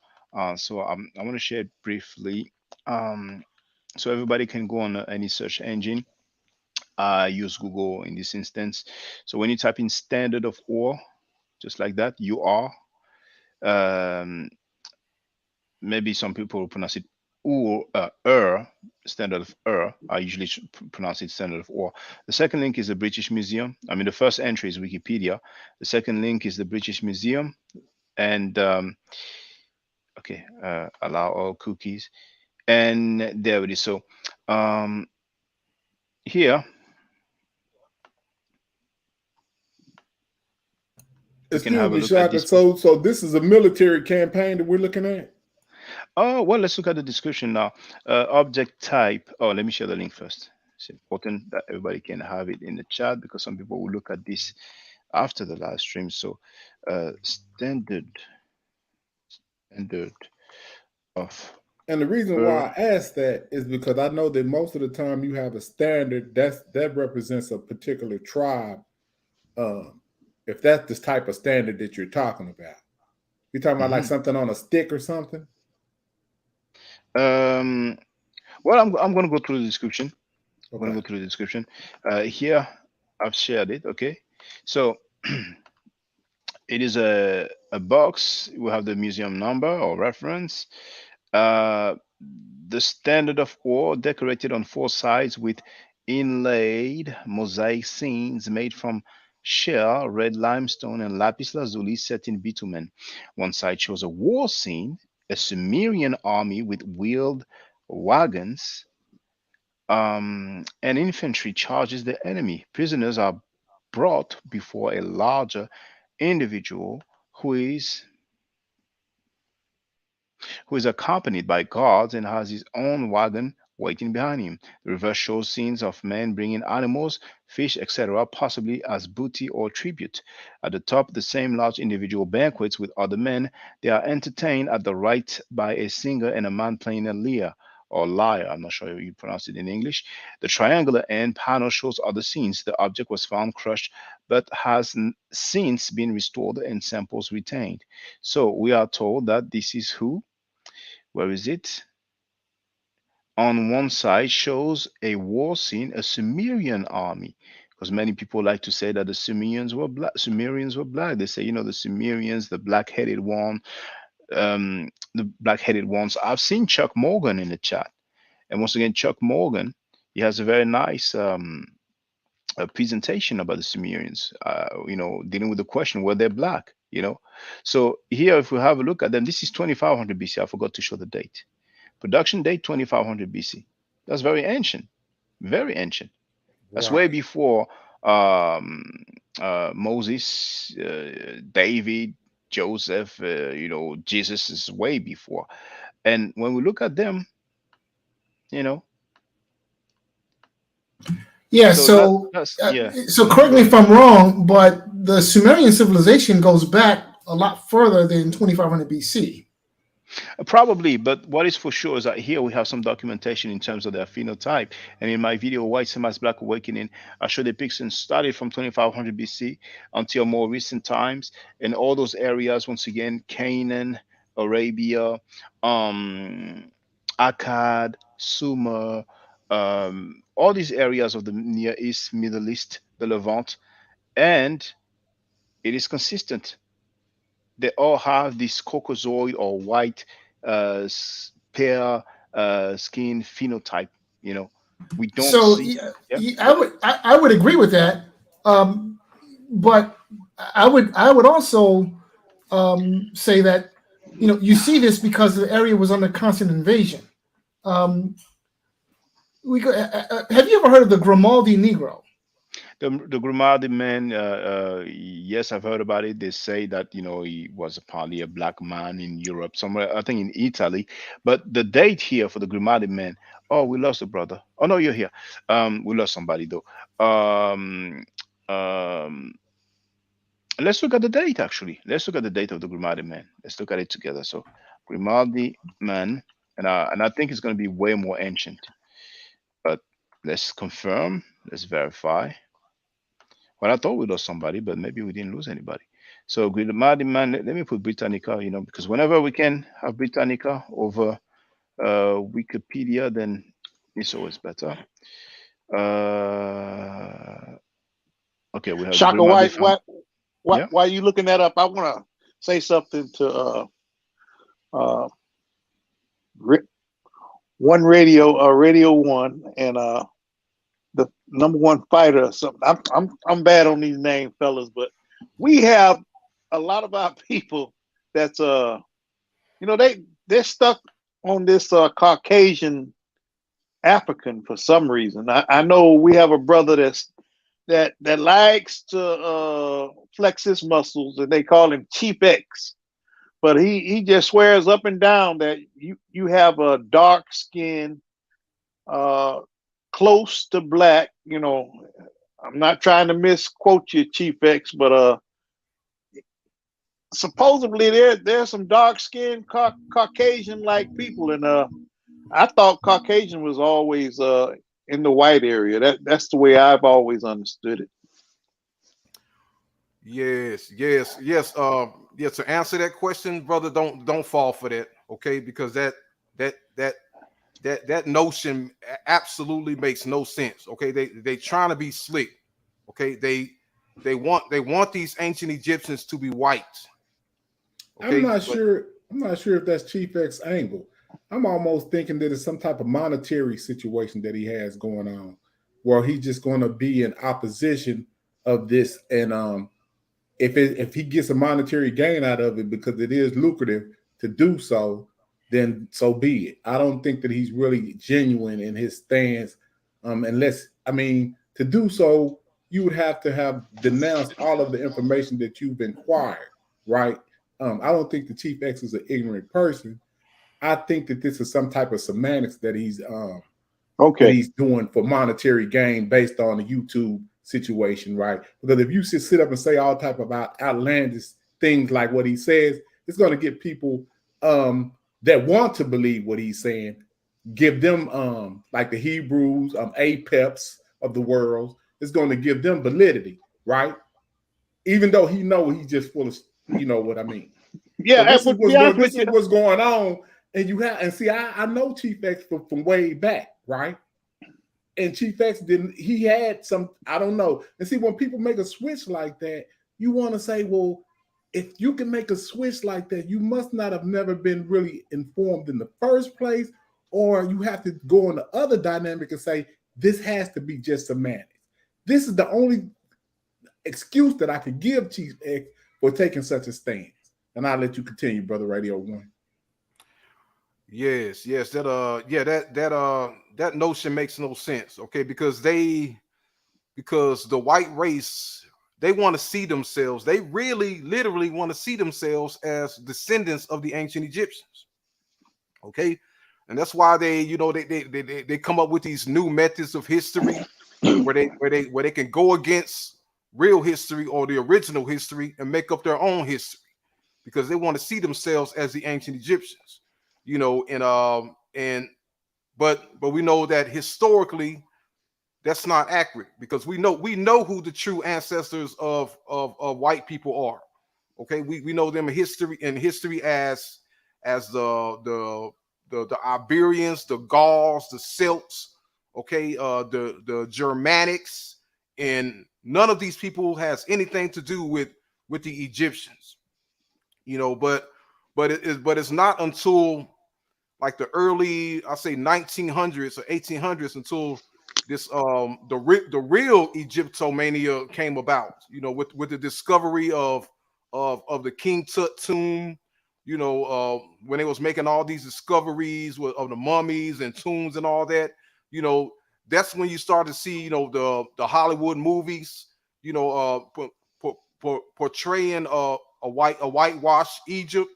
That is the time where you see this whitewash Caucasian Egyptomania is on the rise. Okay, and this is and a little bit after this is when we see the fake modern day Arab Egyptians all of a sudden saying, "Oh, we are descendants of the pharaohs. We are the Egyptians." Well, if that's the case, then why wasn't you guys saying that back in the 1800s? So I mean, so there's an attempt for white people to want to steal this culture because they are so deeply fascinated by it. Okay, they are fascinated by this, and they want, like, and some of them will even admit that these people were black, but yet they will portray them as white because they want to see themselves as descendants of these black Egyptians. We know that that's not true, and that's one of the reasons why they constantly portray the Egyptians as white, and that's why they constantly put that Caucasian label that do not belong. Okay, but that's why they put it there, because they want to see themselves as these people. That's why they can't, like, it's either black Caucasian or white African. It can't be black African. Well, you look off into how they started to classify people in that particular region in North Africa, and that's exactly what they did. They classified Africans, if you live in Egypt, as European. So that's documentation that you can go and find and look up and source for yourself.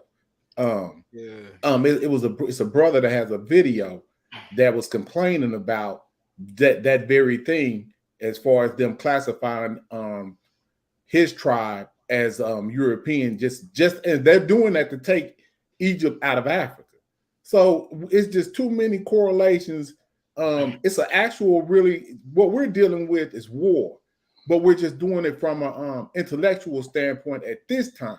But this really is war, because and don't minimalize it, because we're actually warriors for a certain ideology that we just gotten a chance to be made aware of for most of us, because I'm pretty sure that most of us come out of some type of indoctrination with Christianity or Islam, right? Well, James, you're saying that it's war, but we got to look at this war and see it the way it is. When we have brothers, and I'm not trying to put no fingers on none of the sisters, because the brothers are supposed to be the leaders for the sisters. And I say supposed to be, because a lot of us, we're right out here misleading, not just younger brothers or naive brothers that don't quite understand. And I can put myself in that area at times also. But if it's Chief X, I'm going to say some names where fingers are being pointed. So if they don't know, they will know from what I've heard. And if it's wrong, they need to, I think, justify it and get it straightened up so that it won't seem like they're out purposely misleading and misdirecting our people, because we need to know the facts and the truth about us. But I don't know if it's semantics or what with Chief X, but he needs to clarify that and let people know he's just clowning or whatever the case might be, because he's fooling and tricking a lot of our youngsters out there, and it's just constantly keeping us going the wrong way. And another name, I think this debate is not going on. People hate to say his name because he's supposedly respectable. My aunt calls him different names, but anybody that's been aware and abreast of this, and my aunt, I don't mean no harm by bringing his name up, but Brother Reggie Mayberry, you know, the way he came up with all the elders, and I mean all the even before my time, but I've had time to, you know, really examine their work and how they stand. And they've been leaders for me and a lot of all the other people that don't know.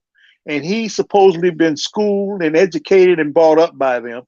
And then to turn and go against what he has been taught about Africa, to I don't know if he's trying to dismantle it, make Africa look bad or what. But any of the brothers that's out there doing that, y'all need to stop it, man. That's just how I feel about it. I'm sincere. Stop the mess so that we can get ourselves together. Because like I've said on one of other shockers, other shows, we have unborn babies out there that's on the way, and they need to know the truth. They don't need to be hearing this mess about y'all have a slavery history. Y'all come from slavery. That's a lie. And we need to know the truth, and it needs to be taught, because Dr. Clark said he only debated his equals, and anybody else he taught. You know, so we need to start getting the scholars and teachers out there teaching the truth. And as Reggie say, I don't have no problem against you, brother. I'll stop. Man, like I said, that was beautiful, bro, Elder James Powell, because he's another one that he doesn't understand his position and how much he's let us down, right? The thing that he's done is pretty much, if we were all warriors for this particular information, is treasonous. You know what I'm saying? Some of the sound bites that Brother Shaka has caught and continues to put on display to let us hear the treasonous things that he said. I mean, I don't even know how we should even, in some kind of way, that should be dealt with, you know, because I mean, he's taking he's taking something from us, like with Dr. Clark and them. He always says, if you never met them, you can't be their students or something like that. And I vehemently disagree with that. Everything that I've learned comes from off of that tree. That is my school of thought. So if that's my school of thought, those are my teachers. And I defend them with just as much as he would defend them without even knowing them. You know what I'm saying? You got an echo, Shaka. Is that me? Yeah. No, you had two devices going at one point, Brother Powell. I'm not sure. Okay, am I echoing? I didn't hear any echo when you were talking, but I think our brother James will try to come back. Right. Problem is that once again he has two. Like he has that one, Yeah, yeah, that's what's uh, going on. He's getting double and feedback. yeah, and then you had the other one as well. So what I'm gonna do? Oh, well, yeah, he removed it, so I think he'll be back. Brothers, I would like to just share a few things quickly. Now, first, the Grimaldi man. Now, this is Wikipedia for whatever that's worth. So I'm going to put Grimaldi man. Um, James is back. Now, Grimaldi man, when we look at the date, I didn't share it, did I? Oh, yes, I have it prepared. There it I is. cleared up some of that stuff. I got it straight. All right, Elder. So here, Grimaldi man. Grimaldi man is a name formally given to two human skeletons of the Upper Paleolithic discovered in Italy in 1901. The remains are now recognized as representing two individuals and are dated to circa 26,000 to 22,000 years ago. So here we have a date, and that's very ancient. So that type of date, 20,000 years. Well, basically, they say 24,000 between 24,000 to 20,000 BC. 20,000 BC, I don't really deal with that type of dates. So when it comes to their phenotype or physical appearance or color, I wouldn't consider myself qualified. However, there's another link that you have shared with me, brother Fight Doctor, the Fight Doctor. Um, I'm going to share the link in the chat. Where is it? Yeah. So these weren't exactly the images I was looking for, but it demonstrates that there were black people in modern day quote unquote Mesopotamia. I'm sorry, in Mesopotamia, back in in what we consider ancient times. Well, this one that would be Iran. At the bottom, we are told that this is a frieze of the royal guards of Darius the First. Now, I actually, and you know what? I will show it to the people. I'll show it to the people because, but Yeah. So my understanding is that the people who would have found the Sumerian civilization, or the people who would have brought civilization to quote unquote Mesopotamia, these were black people. I wouldn't say Same. so. I wouldn't say so.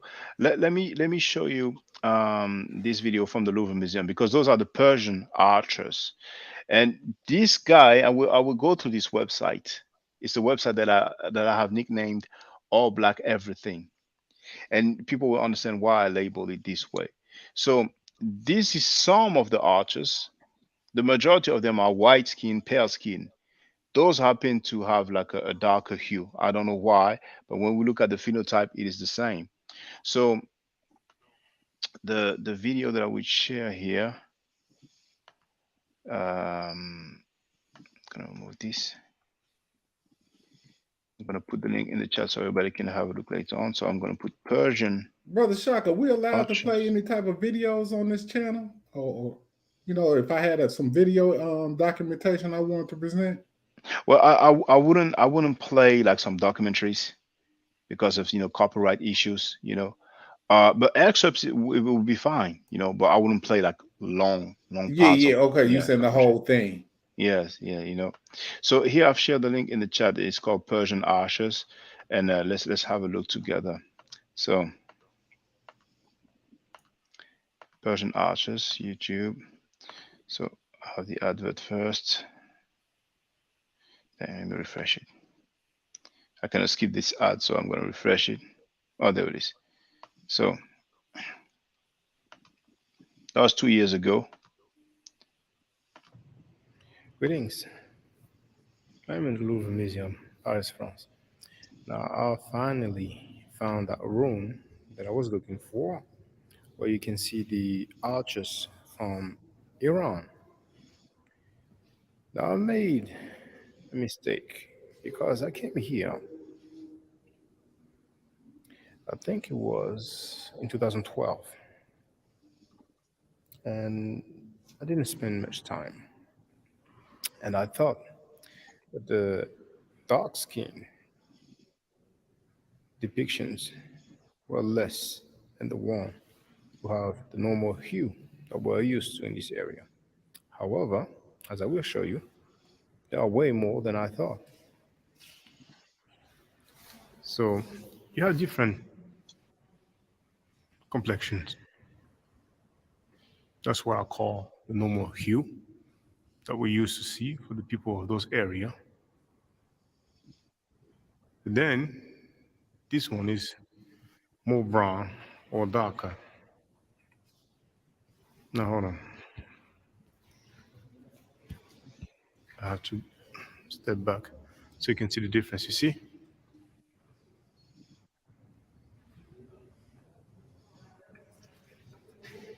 But pay close attention to the phenotype. Now there are some others, okay? That's the one that I showed you here. Here's the same thing.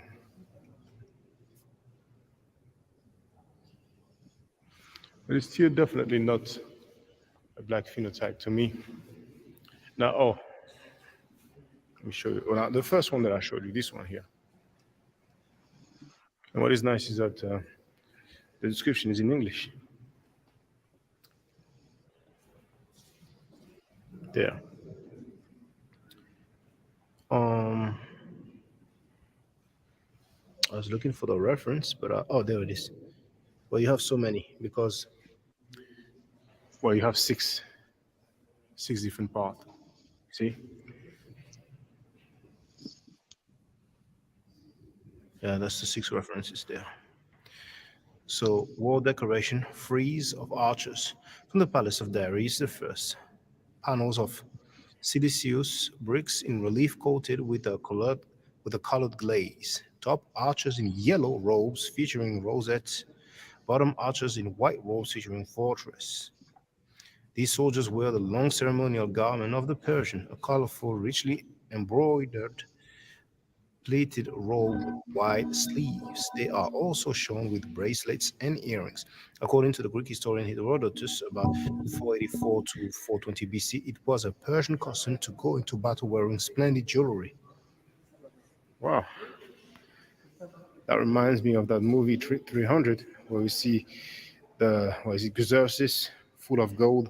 But anyway, I will not go through all the descriptions, but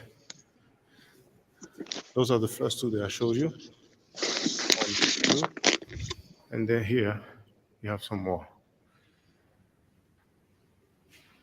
And you have also a few others here. See? Different complexion. You have this one, you have that one. There's a bit, well, slightly darker here. Maybe, as a matter of fact, I think they had the same color with the face. But over time, kind of faded away.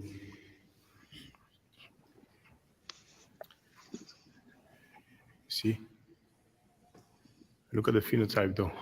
And why am I saying that? I really don't consider them to be Negroid or black.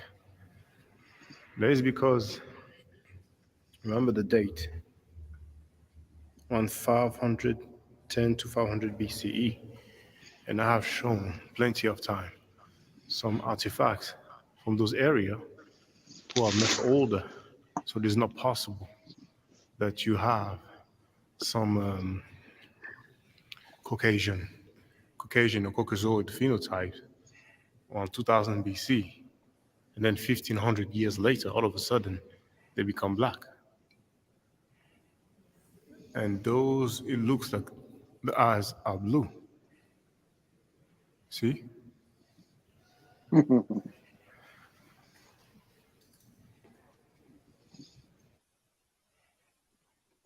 All right, so uh, it's important for me to show that to the brothers and sisters, because many times we see the the the dark ones basically, but we don't see the white ones. So people think that those archers, the majority of them are white, and we've seen one, one of the latest one.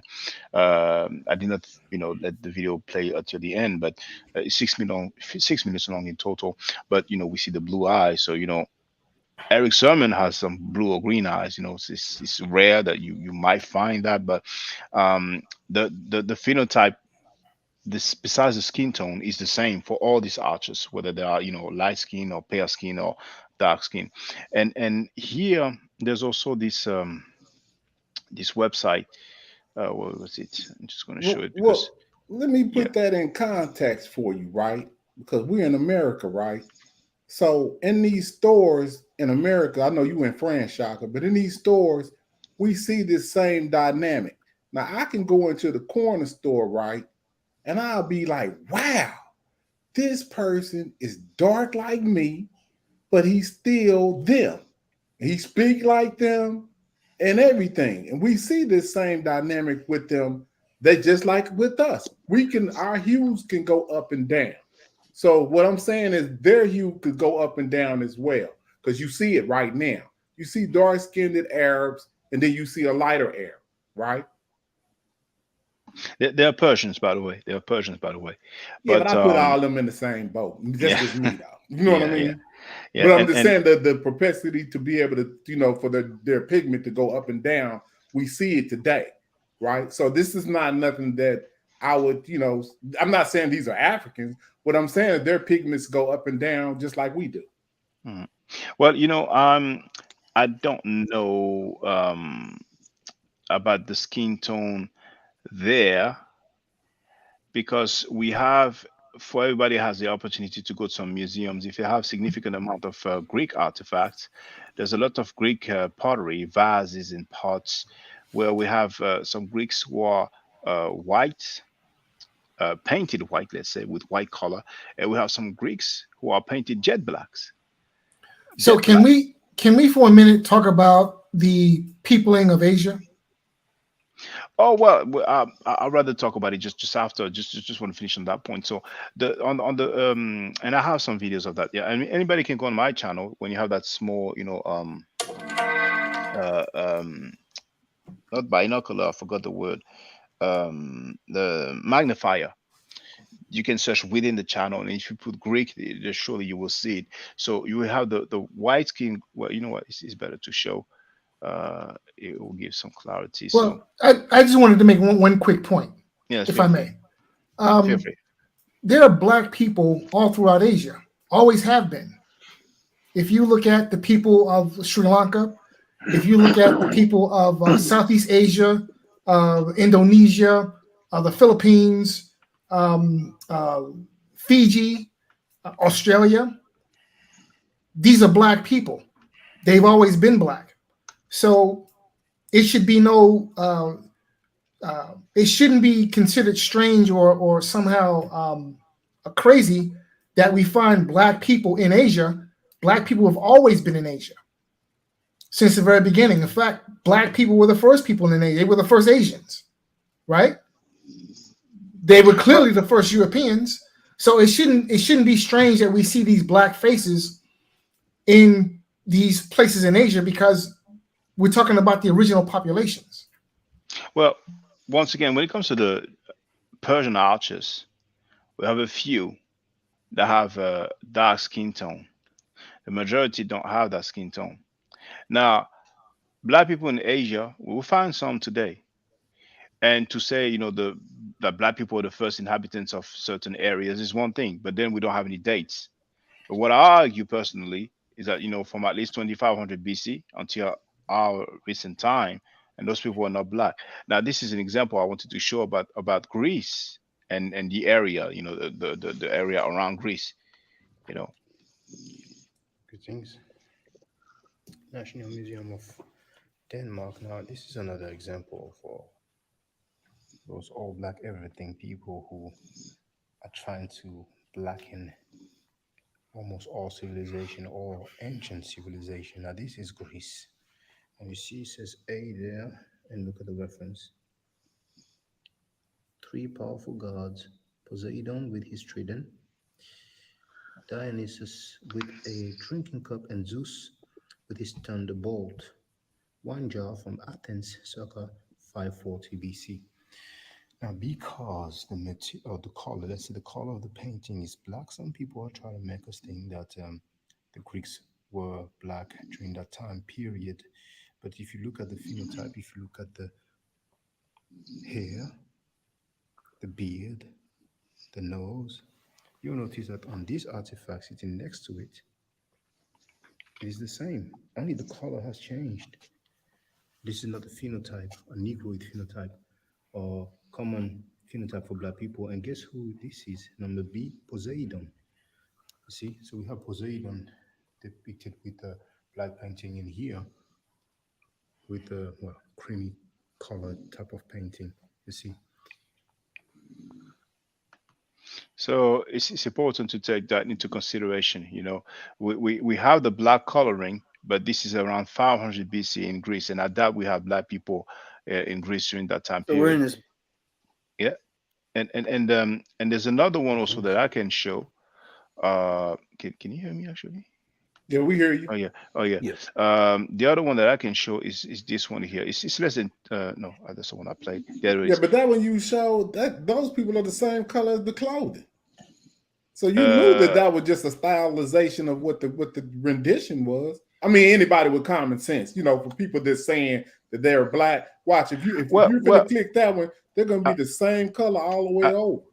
Yeah, well, I will show you this website, and this is the picture that a brother shared. That website that they're using stuff like that to claim that those people are black.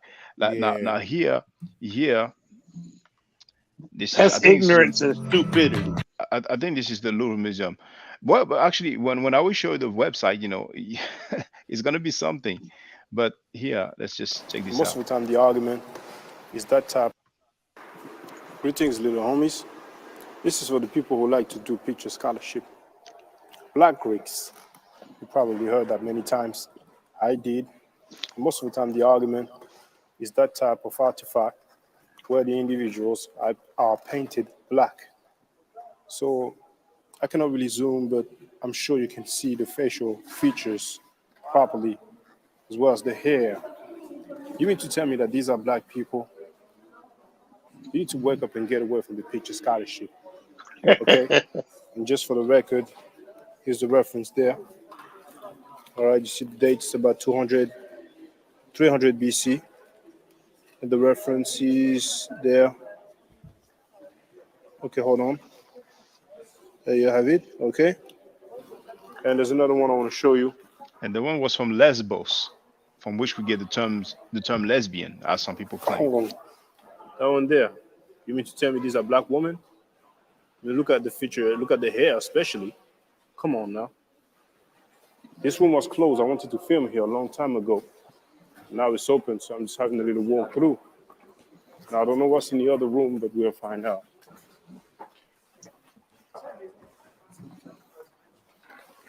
Okay, let me see. They just let you walk around with a camera around there. So what's going on? Well, in the Louvre Museum, you're allowed to film, just Okay, like that's in cool. the Met Museum. In the Met Museum, you're allowed to film as well. Well, So why do Sinette and them act like they have to hide their cameras? It's like they're hiding and filming there, but here you're just wide open with it. I'm just, some museums don't allow you to film. They will allow you to take pictures only. Some museums, but it didn't seem to me like he was hiding because I've seen him filming people making tours, but it depends which museum it was. So I don't really know. But certain times Sinetta was hiding his camera. He even had the little small. Yeah, he had a new device. He had to buy a device Yeah. to be able to film. So I Right. was just shocked. You're just walking around without any care in the world. I'm like, man. Well, I think there's two museums in New York. I think is the Met and the Brooklyn Museum the same? I mean, are the Met and the Brooklyn Museum the same? Or no, I'm not sure what's going on. But maybe I'll ask Reggie what's going on next time. Maybe one of the two doesn't allow filming, or maybe it's in one particular area. But usually, if you're allowed to film, you're allowed to film everywhere. Okay. So I don't really know, but yeah, let's just have a look at this. Some Black Greeks too. Here's the reference there. This time is earlier, 500 BC. There it is. All right. And what about that So one? I've seen it hold on. quite a few times. Of Greeks too. See, if some people want to claim Black Greeks, we can see they are butt naked. So if it was part of our culture to run around butt naked like that, then they can enlighten us. But I'm gonna just share this link, Black Greeks. Say, Uh, didn't Herodotus say something about the Greeks having learned the names of the gods from Egypt? I don't know. I don't know. One second. I see Sep Redka. Please use a webcam so I can put you on a panel. It's a requirement. Um, but the name of the gods, that's one thing. You can teach the name of the gods to some white Caucasian. I mean, it doesn't make them black because of that. But I will end with that website. That website there. So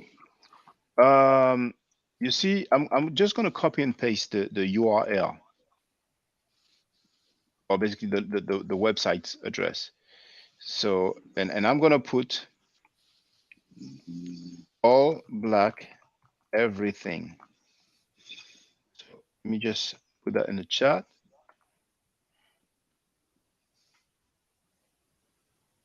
I've shared it. See, all black everything. Now,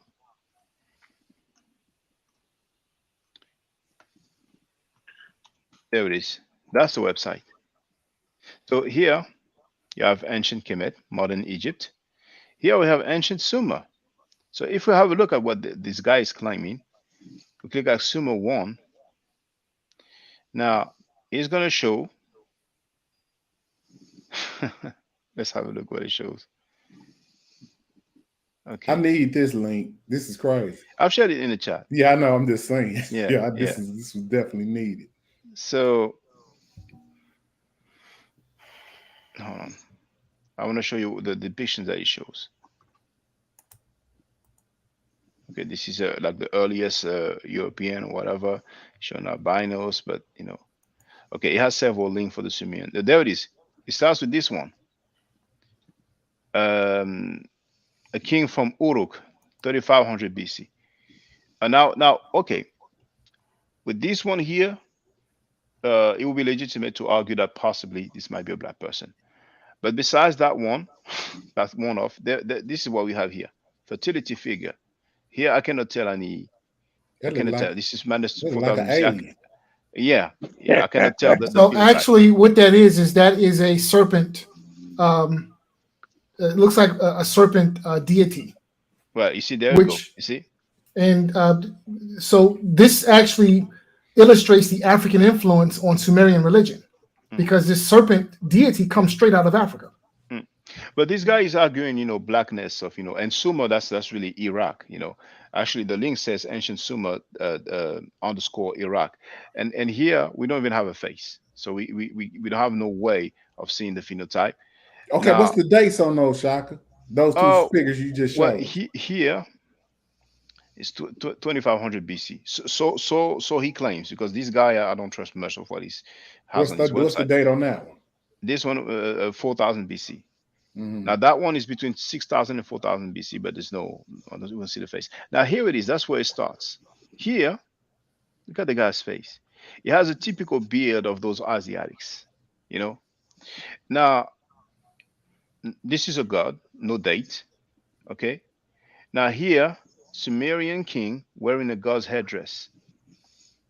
No way of telling really the phenotype. And this headdress, indeed, on my video, White Semites Black Awakening, you will see it many times. Those people are not black at all. This one here, I wouldn't be able to tell the phenotype. But this is just an example. This is Sumer 1. Now then we have Elam. Elam 1. So it starts with the same thing here. And then if we go down, let's look at what it shows us. There it is. See? Different deities. We cannot really tell the phenotype. There we cannot really tell too much, but some people might argue, okay, we might have some blackness there. And you see the beards here. Nah, that's not no You know, black people right but this there. guy is arguing that those are black, and now, so and there's many other stuff. But here, Canaan is like the typical one because of these so-called Bantu nuts, the so-called kinky nuts. So, well, we cannot tell anything with this. What the But hell? if we go down now here, we don't even see the eyes, the lips, nothing at all. But Um, that might be an African right there. now here, I think Getting a this one little is just closer to home now. Yeah, yeah, yeah, yeah. That's starting to hold on now, Shaka. That's kind of getting close to. yeah. So Yeah. I think that one there. Yeah, that's an Uh, African. well, I would put him in close we to the context. we don't even have any. Here says ceramic tiles depicting 11 people. This one might be Assyrian, the first one. Now the one The- in the middle, that's obviously an Asiatic, an Amu, and the one on the right is it really definitely looks like a Nubian. Okay. yeah. So what the guy did there is using that one who is, that he has dark skin in comparison with that picture there. But here, you see that? This is a typical depiction of Asiatics, even though we don't have the reference. So for the author of this website, he considers that those people are black. You understand what I'm saying? And here, what does he do? You know, this I is the would say same one those here. people are mixed. I would not say Yeah, Yeah. they're well, white, but I'm that's not going to fine. say they're They're they not don't That have. totally black. No, they're Right, not right, totally right. Yeah. black. yeah, that's fine. But there's plenty of depiction of Asiatics. That's why I always encourage our people to go to museums. You see, Yeah, we're gonna now, go with the lookership game. I'm gonna give yeah, him the yeah, mix race. because when you're familiar with those depictions, you know that this guy here with the band on his head, that's Asiatic. Because Right. they usually have that band and they have that beard. Now this, will most likely be an Egyptian. There, here that will be an Asiatic. But you have to be familiar with that. You know, Right. Yeah, so and I'm definitely familiar because when you're showing this, I'm like, mm, we already looked at all this before. and and Even and even that one right there on the right, that's very familiar. yeah, and so that's why it shows. And here, um, we have the Minoan as well. you know, I mean, it's like nearly all nations of the world, according to this guy, those people are black. So um, hold on. I mean, here this is not even a human. It's obviously a lion. The lion man. What do we make It out looks like out a of, out of this? bear or lion. Yeah, you're You know, right. But now he's what he's probably referencing there is because Heru had a different animal head or something like that. If we were to read it, maybe that's why he's showing that. I don't know. this guy is all over the place. I'm telling you, man. I mean, now here we have a Mignon's fresco. Now the person, indeed is painted black. The eye look a little bit blue, but besides that, well, this doesn't look like it looks more Egyptian than Minoan to me. But he's given well, there it is. He's saying that those are Cretans or Minoans bringing tributes to Egypt from the tomb of Rekhmire. Okay, so So how do he that, know that they're who they say they are? Is there I, any I'm text? Hold on, this is what I'm asking you because I know you can read the text. Is there any text on this relief right here or related to this relief that could show us that that's who those people are? well, maybe we will have some. Then we will have to have a look into that. I don't know. I'm Right, not that's what I'm familiar with saying. that. Like somebody Yeah, that can read the text like you can go and fact check that if that's who they are, and yeah. somewhere on that wall should be their name, and you Mm. can read it and tell us if that's what the case is. hmm and but this is something. I mean, it's always better when people can show us, the artifact where we have the text, But that's why he claim. Who knows? Maybe that's what it is, but I don't know. But I want to show you also. It goes all the way. I mean, even dealing with Jesus. Now here, King Jehu of Israel. I've shown that in my video, Why Somebody's Black Awakening. So he feels like those people are actually black people, you Nah, know. And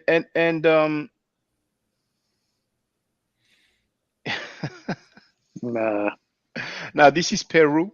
I don't know where it's going with that. Some Inca emperor and other people. And I hope it is there where it shows the depiction of Jesus. So as many Moorish people do, here is showing us, some Native American type of people, or Indian, as they are mislabeled. So, black and white picture. Most of the time, it's black and white pictures. And so some people will feel like, okay, we're looking at black people there. I mean, that guy here, like that the second picture, I don't even know what he's doing here. Like, does that look like a black man to you? No You way. know. Now, of course, this is like probably someone from the Himba tribe, the last one here. That one here, it's like he looks dark, he looks tan, but this is black and white. You know what I'm saying? I'm not Yeah, convinced with that. he's dark, but Yeah, but that's what the what Moorish we have guys to they understand like is to do. that what I mean, you have black people of all, I mean, besides European, everybody else pretty much can have different levels of melanin. Not Yeah, you know what I'm saying? yeah. So this is what we're looking at, Mm. but we're confused that we're saying that all of these people are African, and that's Well, why I think what the problem is. well, You maybe have not dark African skinned but people in black. Asia. He's arguing that they are black. Now here you see he has Anatolia, which is Turkey, the area of Turkey. He has China, he has Eastern Europe, he has of course the Yeah, Olmec. go to the Europe one, man. I got to Well, see this. well, okay. Before I go to Europe, let me go to Jesus. Let me go to Jesus. Okay. So now, I mean, this guy is like 1600, whatever. I mean, you have some biracial people in Europe. You know what I'm saying? There it is. You see, now that one on the right is the one that has been introduced to the people as Hebrews because of the so-called Bantu knots or kinky stuff, whatever, kinky hair, presumably. But it will show you a painting, and now this is it says this wall painting depicting the healing of the paralytic is the earliest known representation of Jesus. Now, what can we tell here? We barely see anything. It looked like You know what I'm saying? Kanye West. So wait, but now to Now, be hold fair, on, wait. There's this one as well. This is a fresco of the Good Shepherd, you know, and it was found in Rome. Now we're supposed to believe that, because it is a bit, like darkish, we're supposed to believe this is a black man.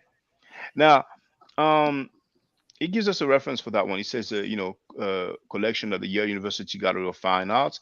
For that one, I'm not sure if it says exactly where it is It located. said Now we have this 1922 one or as something. well. This supposed to be Jesus? Well, this guy, he says the fresco of the Good Shepherd was found on the ceiling vault of the Lucina in the catacomb of Calixtus in Rome. But then he has another one but there it is. Have you ever seen that one on Actual Crazy DVD? No. Supposed to be one of the Essene, you know what I'm saying? But here, I don't know if it's exactly that one or if it's a similar one. But here we are told this fresco of Christ among the apostle, and this is 4th century. So 400 years later, some people drew that stuff, and we're supposed to believe this is Jesus, and that's what. And here's another one there, from Rome. This is 320 A.D. So this What is the hell is going 300 on with after that? the death of Jesus, and we're supposed to take it as some depiction, some credible, legitimate depiction of Jesus. So I would end there, but that's why I call this website All Black Everything. It's not, to me. It doesn't amount to much. But brothers, I'm gonna let you make your closing remarks because it's 3 a.m. and I gotta work tomorrow morning. So Sep R Redka, unfortunately you did not use any webcam, but next time always feel free to get on the panel by using a webcam.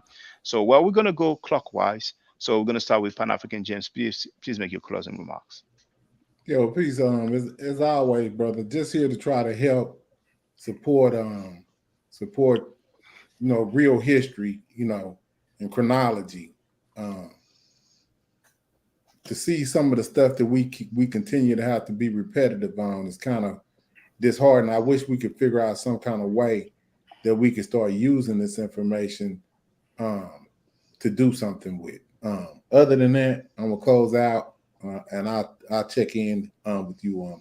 And also, if anybody can, if you could get some people to follow my channel, and maybe I'll start going live with some of the stuff that I want to deal with as well.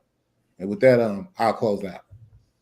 Yes, please share the link to your channel in the chat, brother. Okay, I will. Yes. So the Fight Doctor, please feel free to make your closing remarks. yes, sir. Just real quick about the Jesus situation.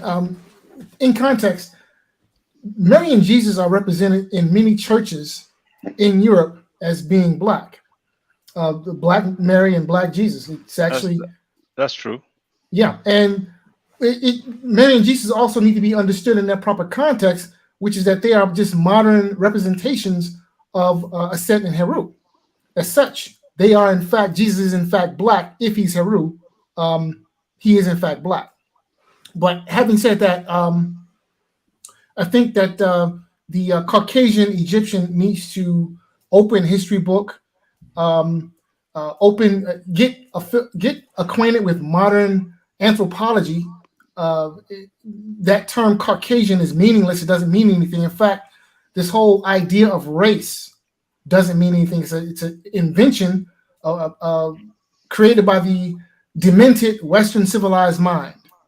And you need to unlearn what you have learned and learn some real history, learn some real genetics, learn some real anthropology, and get acquainted with reality. And Brother Mott, thank you for letting me come on your platform. I appreciate it. Thank you, sir. My pleasure, brother. Thank you for calling in. And now, Radio One, please feel free to make your closing remarks. Oh yes, yes. Yeah, I just want to say, that the truth has to be told. Okay, white Americans, modern day Egyptians. Okay, stop calling yourselves descendants of the ancient Egyptians. Okay, so the whitewashing can stop.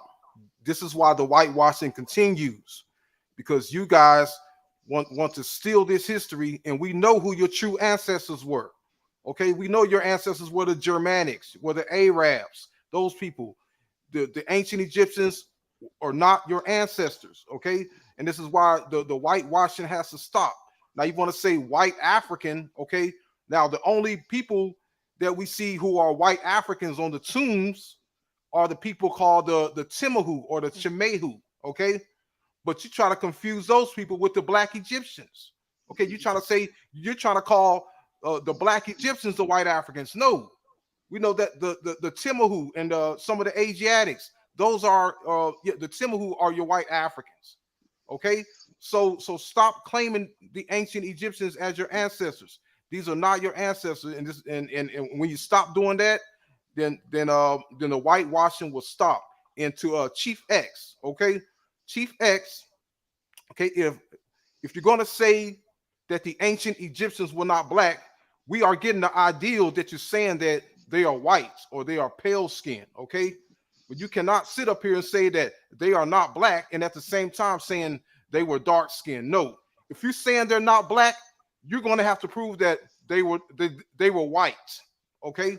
So we're not going to play that game. You're a clown, you're a joke, you're a hypocrite, you're a liar, and that's why we don't take you seriously, okay? Because what you're doing is wrong and what you're doing is fraudulent, okay? Just admit that they were black Africans. Stop playing this game, okay? Stop playing this game, because once someone debate you and expose you, you're over with, okay? So if you're saying they're not black, the burden is on you to prove that they were white, okay? But you're confused and you're contradicting yourself, and you're a liar and you're a hypocrite and you're a fraud, okay? And your lies are going to catch up with you, okay? The ancient Egyptians were black. We mean that when we say that, okay? Okay, the word Egyptian derives from Aegyptos. The Aegyptos were black. Okay, you're going to have to choose another word to describe these Caucasian people, these non-black Caucasian people. You're going to have to stop using the word Egyptian, okay, because the Egyptians were black. And that's all I want to say, brother. I could say a whole lot, but I don't want to be too long-winded. So, yes. Thank you for your closing remarks, brother Radio On. Now, Elder James Powell, please feel free to make your closing remarks. I just want to say, every time I come on, Shaka, I appreciate you let me come on, because I enjoy your panel. It's relaxed. Everybody has a chance to speak their piece. You don't hear too much of the bickering and, I mean, being at each other's throats. And I mean, just because somebody disagree with you, it's just no reason to, fight verbally. If anything, sit down and, like we're doing, and talk it out, talk it through.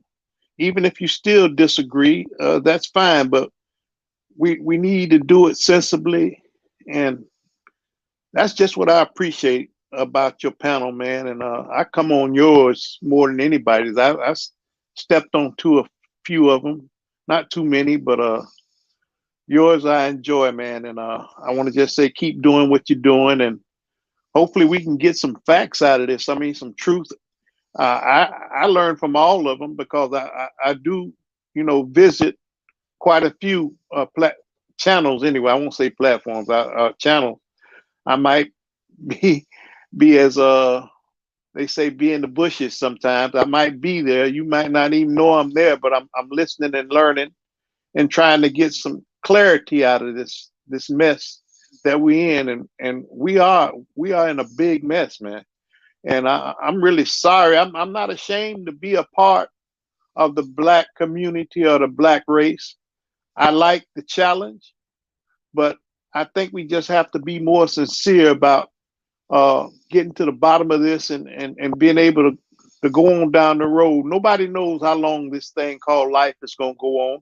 I know mine is getting close to winding up and finishing, and I understand what life is about, and death is a part of it. But I just think about how the Caucasian used to do it back in the day. I checked a lot of their stuff out. They always tried to leave room for the generations on down the road. You look at them today, the ones that's that's got riches and got rich off of our ancestors' backs. These businesses that we have to have and they continually make money on, they will leave their businesses to their younger generation and so that they can continue to go on and maybe stay on the top. I doubt if they'll continually stay on the top, but we got to learn how to do that and get in that vein right there. And like I said, we'll get there sooner or later. But Shaka, you keep doing what you're doing, and all those other platforms out there that's really being positive and sincere. Y'all keep it up too. Thank you, man. Peace. Thank you, other brother.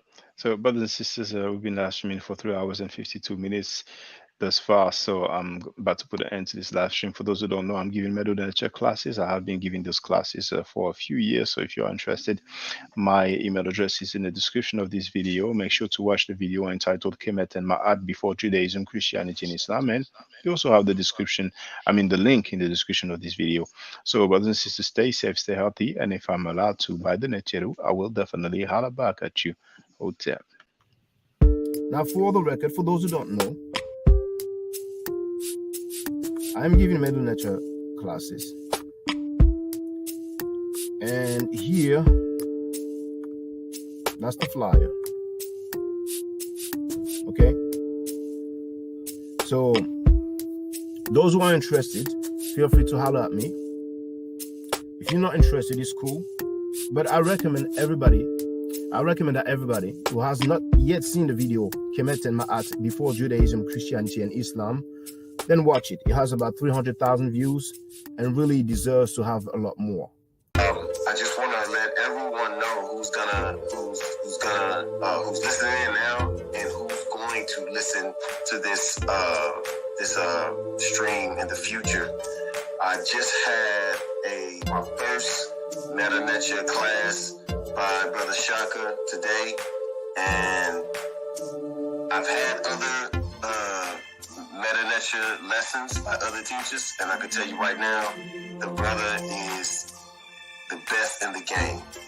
He is that was one of the best classes I've ever had, ever. So if you're interested in learning the Meta Nature, if you're interested in getting the basics of it, Brother Shaka is an awesome teacher. Get with him, and it's extremely affordable. This brother is giving us his time and his skills, and he's basically giving it away. I mean, I just consider it a donation. You know what I'm saying? So if anybody is interested in learning the Meta Nature, get with this brother right here. He's an awesome, awesome, awesome teacher. And I'll end with that. Hotep Senu, Hana Senut. This is Julie, also known as Servant of Yah, and I'm currently taking the Medu Neture classes with Brother Shaka, and it has been an amazing experience. only 2 lessons so far, and I feel like I've been taking the classes for months, just with the how in depth he goes into the vocabulary words, the construction of the language, the grammar. It's been immeasurable, the experience. And one thing that comes across, hands down, is his extreme passion for teaching this to anyone who is willing to learn and has an interest in learning. So I highly suggest, if you are interested, even a minimal interest, that you subscribe to the classes with Brother Shaka. It's such a nominal amount for how much you get. I know, like, our last class was over 2.5 hours. It felt like 2 minutes, but because that's how, involved you are in what he's teaching and how he teaches and how compassionate he is about what he teaches. Also with sharing materials free of charge, no question, no doubt. It's just what he does. He doesn't have to, but he does. And so I just wanted to give a short testimonial about the class and the effectiveness of the class. And all of that is attested to how studied Brother Shaka is. So I highly recommend anyone with a minimal interest that you do sign up for the Medu Netia class. Hotep. Don't forget to subscribe to my channel, which is Ma'at Forever. Don't forget to watch the video entitled Kemet and Ma'at. Don't forget to share Kemet and Ma'at on my channel on Twitter, Facebook, Instagram, WhatsApp, or other social media that you use. Email, text messages, you name it. Those who wish to donate can do so on paypal.me/ma'atforever.